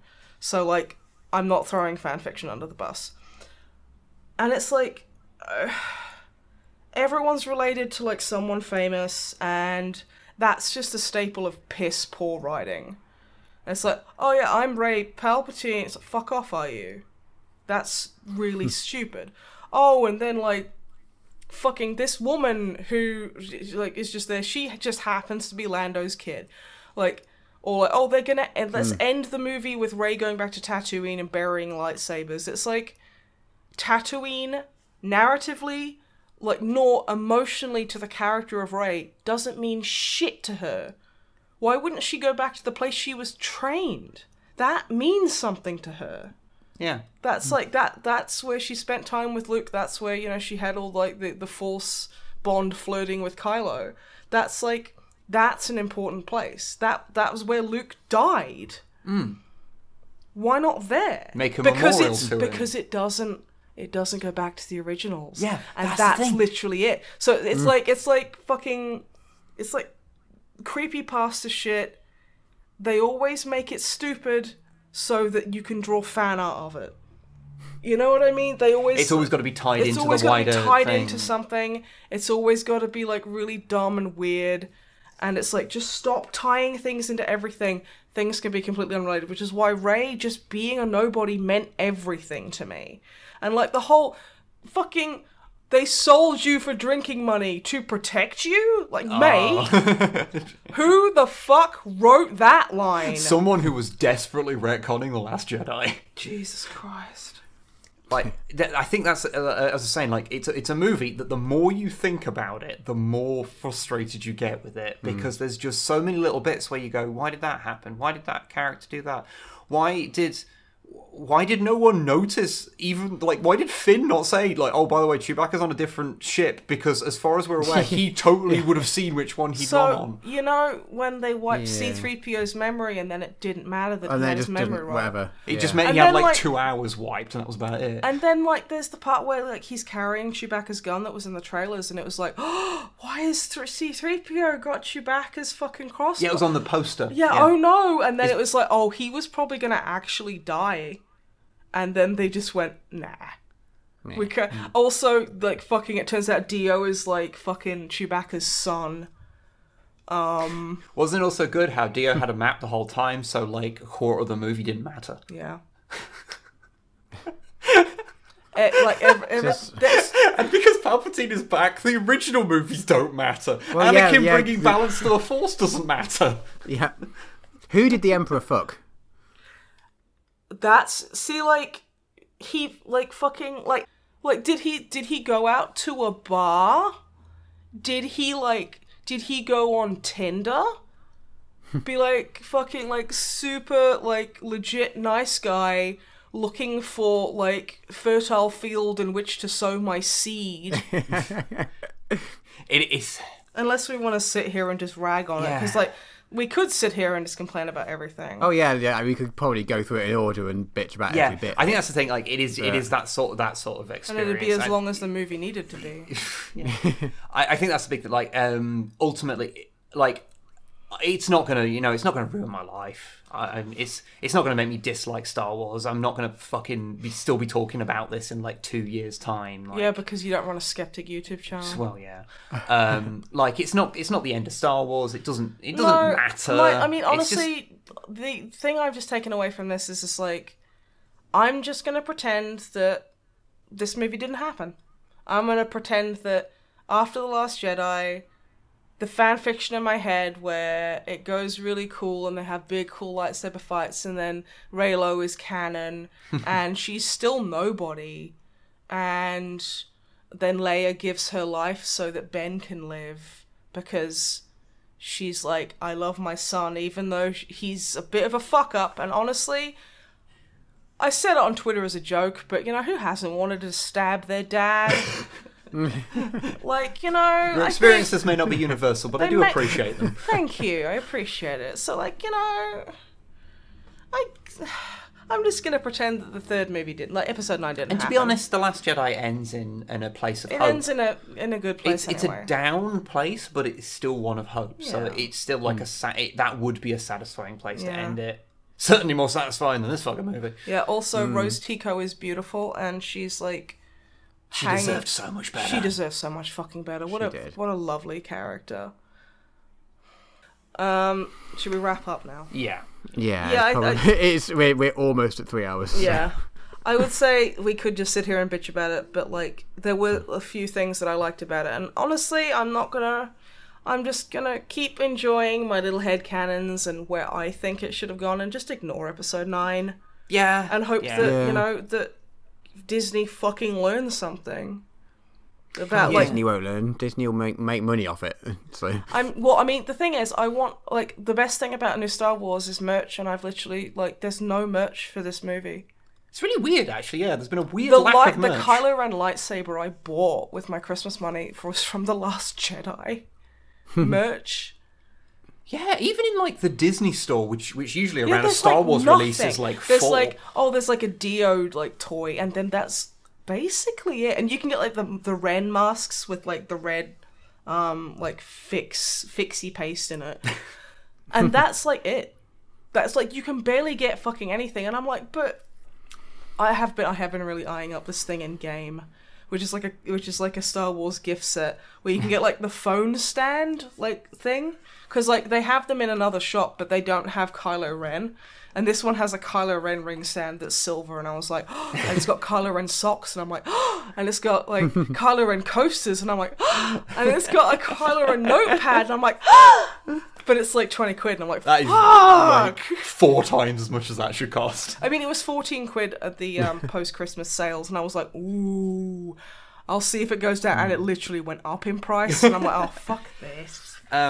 But yeah, I mean, like, you know, if you like the movie, cool. Like, If you like the movie, that's amazing, and I'm so happy for you. I think I just needed to like just complain about it for a bit, because it was just it was, as I said a few times, it was just disappointing, and it's just sad to see that something that had so much promise like just didn't. Just fell the last hurdle. Yeah, and like I think that over the years we are going to find out a lot about the making of this movie and about the writing process, and like I've already heard like people talking about how they originally kind of wanted to do it as a 2-movie thing, but I think that would have been a lot better. But it would ruin the way that they build trilogies, and it's like, I'm sorry, but why didn't you plan this out? You had 3 movies to tell a story, and obviously the main writers weren't communicating with each other, so why did this happen? Why did you plan this so, like, because there's all these tie-in novels and things, so short-sightedness of Hollywood. Yeah, obviously, like, there is a big plan of where they're going to take it. Why did that not happen with the movies, the single linchpin around which all this EU stuff you've made?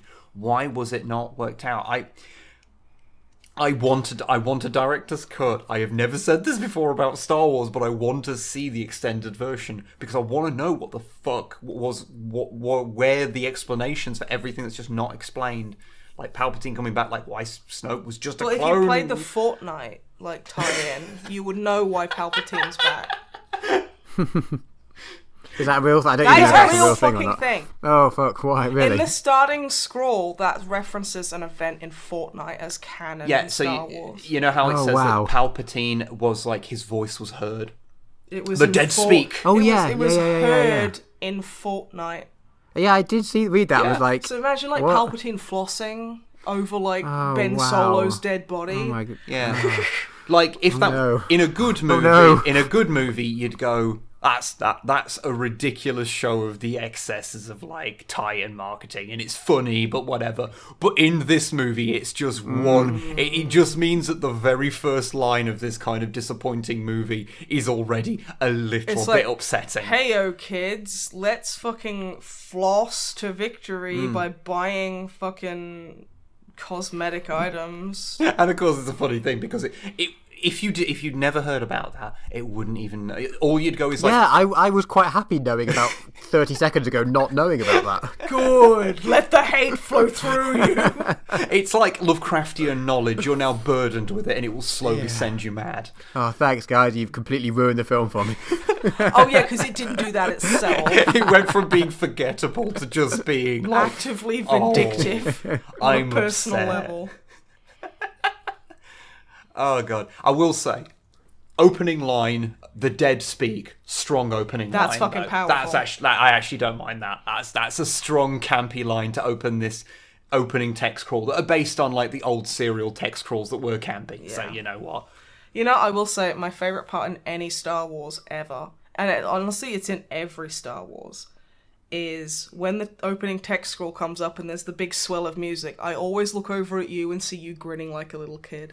I feel like an 8-year-old again. And it's the most. Yeah. That's my favourite part about Star Wars. I think that's the other thing is that though I got that from like the opening text crawl, the joy of Star Wars just wasn't present for the rest of it. Yeah, completely. Yeah, I could be entertained by it, but I was trying to be romantic and shit, but okay. No, legit, like. Legit, I do love that. It's like it's one of the reasons why we put these in when we've done. So we did this for Infinity War as well. We put these things at the end, because we don't want to spoil things. Because I just think I felt like seeing certain things, because like Star Wars is like something that's different to me. Like, it's something that I just think is fun. I don't care that it's stupid. I just like it. It makes me feel like a kid again. Like, I remember when Ghost Yoda comes out in The Last Jedi, and like that reached deep inside to the child, and like it's fucking Yoda, it's puppet Yoda. I'm so happy right now. It made me so fucking like happy to see that. And whenever it tried to do that in this movie, it never got close. It was like, oh hey, because I think it doesn't Wedge turn up at some point. It's a blink and you'll miss it thing, and it's like, oh okay, hey Wedge. Oh. Like, oh. It was. I think that's it, because it never felt like it never built off the nostalgia. Like, there was nostalgia bait in Last Jedi, obviously, as there was in The Force Awakens. But like, The Force Awakens was basically establishing it's okay, we're safe to make this franchise. Like, we've made a remake of New Hope. It's fine. We're showing you that it's not going to be the prequels. And The Last Jedi was like a twist on everything, and tried to make it a little bit more interesting, and I think did really well. And though it brought back old characters, it did so in a new way that made you look at them in a different perspective. Like, because we saw Yoda in the prequels being like, the Jedi Order is great. We saw broken Yoda, who'd been out in the woods for fucking like 30 years. And then we got to see Ghost Yoda, who's had time to reflect on how the Jedi kind of fucked up. Yeah, the Jedi kind of like are responsible for a lot of bullshit. And like, that was really cool, but also super nostalgic, because it was Yoda, and it was puppet Yoda as well, not weird CGI Yoda. But then everything that tried to do it in this just didn't have that magic. And it's an impossible to quantify thing, and maybe it did for other people, and I'm super glad if you had that. Because like, that is really cool to still have something from your childhood that you're not an adult and cynical about. But yeah, I just was about this one because of just everything about it. It's just So overall, not a massive fan. Just gonna ignore it. But whatever you do, don't make it your life's work to talk about this one movie being bad. Bitch about it on a podcast for like an hour, and then be done. Mm-hmm. It's fine. Move on. Because otherwise, that's not really a problem with the movie. It's a problem within you. Yeah. And that's something you need to address. Yeah. Yeah. Yeah, which normally you wouldn't have to specify, but with the Star Wars fandom, you have to specify. Don't harass anyone because this movie's bad. Jesus fuck, no one should have to tell you this. It's like, yeah, I don't like J.J. Abrams as a director, but like, he honestly, he could be like, if we met organically, he could be like my best friend ever. But I just don't like his work. Doesn't mean I'm gonna go and threaten him. Which apparently some people have to be told. No one listening to this, because, you know... No, I mean, no one who's listened to this much of this. No. Especially. Yeah. If you made it this Hello, far... everyone here is lovely. Yeah. If you made it this far, God bless you. If you made it this far without basically threatening to murder one of us, like, legitimately, then good on you. This is way too long. Mm-hmm. Yeah. Okay, I really need to go eat, because I've literally had a muesli bar and a pot of, like, watermelon for breakfast, and that's all I've eaten today. And I just woke up before this, and that was my day. Oh. Well, I need to go off and meet my clone anyway, so... Okay. Oh, it won't suck itself. Well, exactly. Yeah, good point. So, as Matt goes off to have his own attack of the clones... Oh, but it's sexy, so it's fine. We're going to go off and not have sex with our clones, presumably. No. I'm going to go have sex with a burrito. Okay. That sounds amazing. Thank you. I think we're all a little fried after talking about that for that long. I'm just like, I'm exhausted and sick, so like my brain ain't working anyways. So goodbye everybody. Thank you very much for sticking with it, and we hope that some part of that was, if not something. We hope it was satisfying. Like, if you didn't like the movie, that helped like validate that. But also, if you did like it, then it helped you understand why some people don't. I guess. Fuck it. Goodbye, everybody. I don't know what I'm talking about anymore. Bye-bye. Don't forget to stay hydrated and be kind to yourself. And remember that we love you. We love you. Bye. Bye. Bye. Bye-bye.